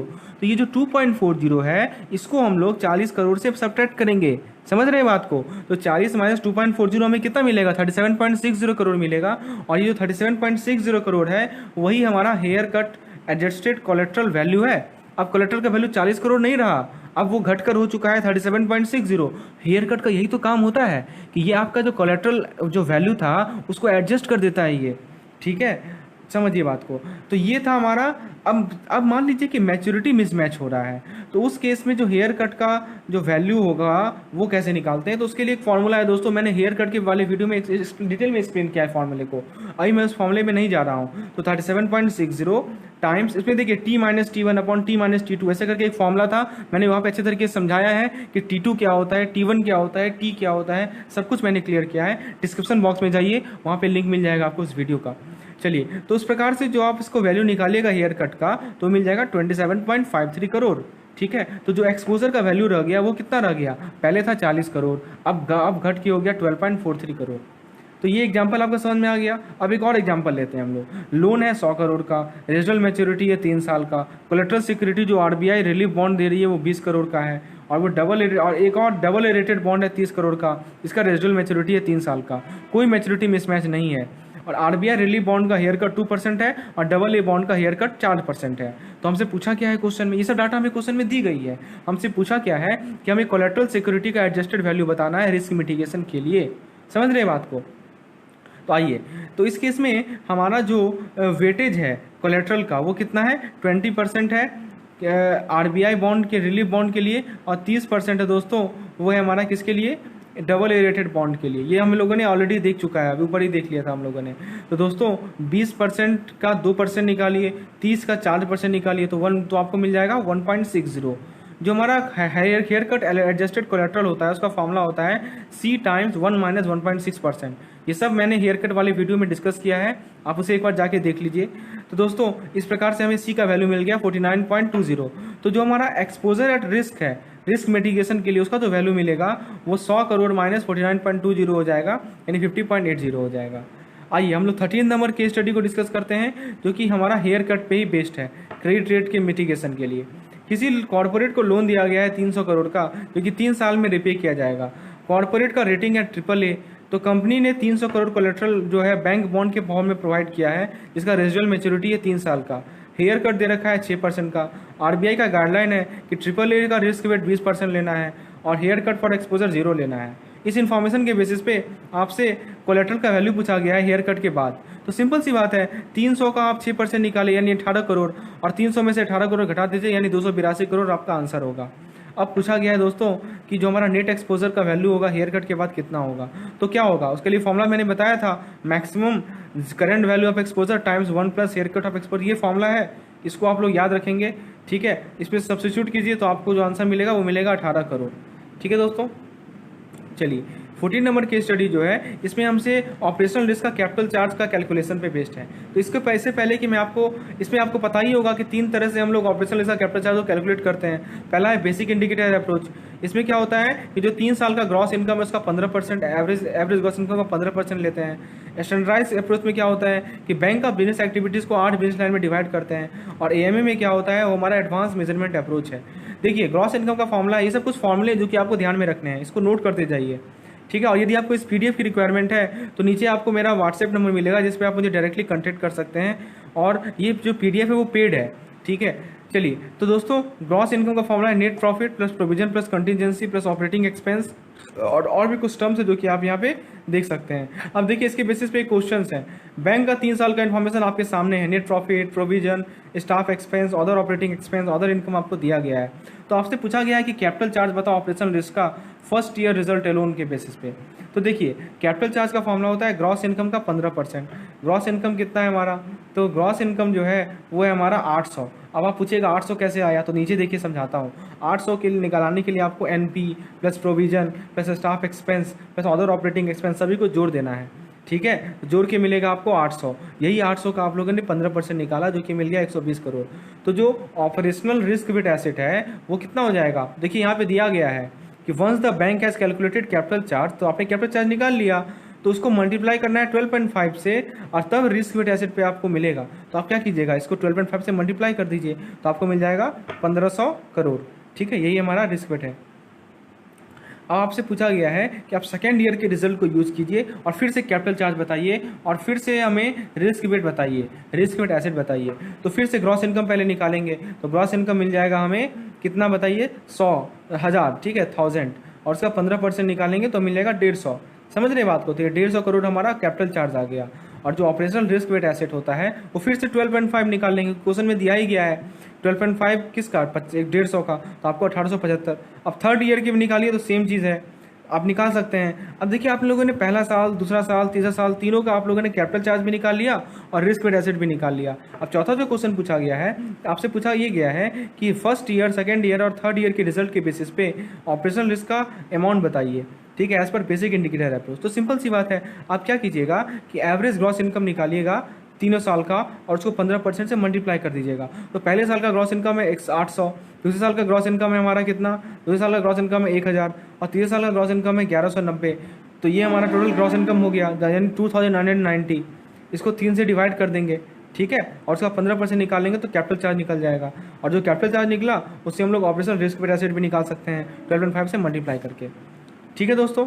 अब एक केस स्टडी है हमारा एडवांस मेजरमेंट अप्रोच का, तो उसमें फॉर्मूला आपको पता ही होगा, estimated level of operational risk जो होता है वो उसके अंदर आता है estimated probability of occurrence times estimated probability financial impact times 1 minus estimated impact of internal control और होल का अंडर रूट, ठीक है, ये ध्यान रखना होगा। 2 है हमारा, यदि 2 आता है तो लो रिस्क है, इसका वैल्यू यदि 2 आता है तो लो रिस्क है, 3 आता है तो मीडियम रिस्क है, और 5 आता है तो हाई रिस्क है। ध्यान दीजिएगा दोस्तों, अभी हम लोग डिस्कस कर रहे हैं ऑपरेशनल रिस्क के मेजरमेंट का। तो 3 तरीका था, BIA, और दूसरा जो हमारा था वो था हमारा स्टैंडर्डाइज अप्रोच, ठीक है, और हम लोग AMA। तो अभी हम लोग AMA को डिस्कस कर रहे हैं। एग्जाम्पल लेते हैं, प्रोबेबिलिटी ऑफ ऑकरेंस 2 दिया हुआ है यानी मीडियम है, प्रोबेबिलिटी ऑफ फाइनेंशियल इम्पैक्ट 4 दिया हुआ है यानी वेरी हाई है, इम्पैक्ट ऑफ इंटरनल कंट्रोल 50% दिया हुआ है। तो आप उसको फॉर्मूला में पुट कीजिए तो आपको जो वैल्यू मिलेगा वो 2 मिलेगा, ठीक है। ये हमारा estimated level of operational risk का वैल्यू मिला 2, ये लो है, ठीक है। अब देखिए क्वेश्चन एग्जाम डायरेक्टली 2017 में पूछा गया था, ऑकरेंस दे रखा है 6, इससे क्वेश्चन बार बार पूछा जाता है। फाइनेंशियल इम्पैक्ट दे रखा है 8, इंटरनल कंट्रोल का इम्पैक्ट दे रखा है 40। तो याद रखिएगा इंटरनल कंट्रोल का जो इम्पैक्ट है उसमें से 1 आप घटाइएगा जरूर, ठीक है। तो इसको जो आप अंडर रूट निकालिएगा तो मिलेगा 5.37, और ये वेरी हाई रिस्क है। समझ रहे बात को। चलिए, तो ये सब है, इस तरह से आप लोग इस चीज़ को डिस्कस करेंगे। अब जो स्टैंडर्डाइज अप्रोच है उसमें हम लोग कैसे निकालते हैं उसको हम लोग नेक्स्ट वीडियो में डिस्कस करेंगे। अगला जो सेशन आएगा और मैं हमारा, उसमें हम लोग ऑपरेशनल रिस्क का स्टैंडर्डाइज अप्रोच को डिस्कस करेंगे। बीटा फैक्टर का कंसेप्ट का वहाँ यूज होता है। तो दोस्तों ऑपरेशनल रिस्क को निकालने का 3 तरीका है। BIA हम लोगों ने देख लिया, BIA में हम लोग एवरेज ग्रॉस इनकम का यूज करते हैं, उसी के बेसिस पे कैपिटल चार्ज निकालते हैं, और कैपिटल चार्ज के बेसिस पे रिस्क बेस्ड एसेट को निकालते हैं। हम लोगों ने एडवांस मेजरमेंट अप्रोच को देख लिया, उसमें हम लोग जो फॉर्मूला यूज करते हैं आपके सामने है। और ये तीसरा मेथड है जिसमें मैंने बताया था कि आपको जो हमारा स्टैंडर्डाइज अप्रोच है जिसमें बैंक बिजनेस एक्टिविटीज़ को 8 बिजनेस लाइन में डिवाइड करते हैं, वो हम लोग अपने नेक्स्ट वीडियो में डिस्कस करेंगे। तो फ्रेंड्स, यदि आपको इस PDF की रिक्वायरमेंट हो या आपको CIB का एग्जामिनेशन अगले 3 महीने की रणनीति जानना हो, स्ट्रेटेजी जानना हो, कैसे आप लोग इसे तरीके से करें, तो आप लोग मेरा एक वीडियो देख सकते हैं जिसमें मैंने समझाया है। और यदि आपको PDF की रिक्वायरमेंट है तो वो पेड PDF है, आप मुझे नीचे WhatsApp पे कंसल्ट कर सकते हैं। दोस्तों, यदि आपको लेसन पसंद आया हो तो ज़रूर लाइक करें, चैनल को सब्सक्राइब करें और मैक्सिमम से मैक्सिमम लोगों के साथ इस वीडियो को पहुँचाएँ। धन्यवाद।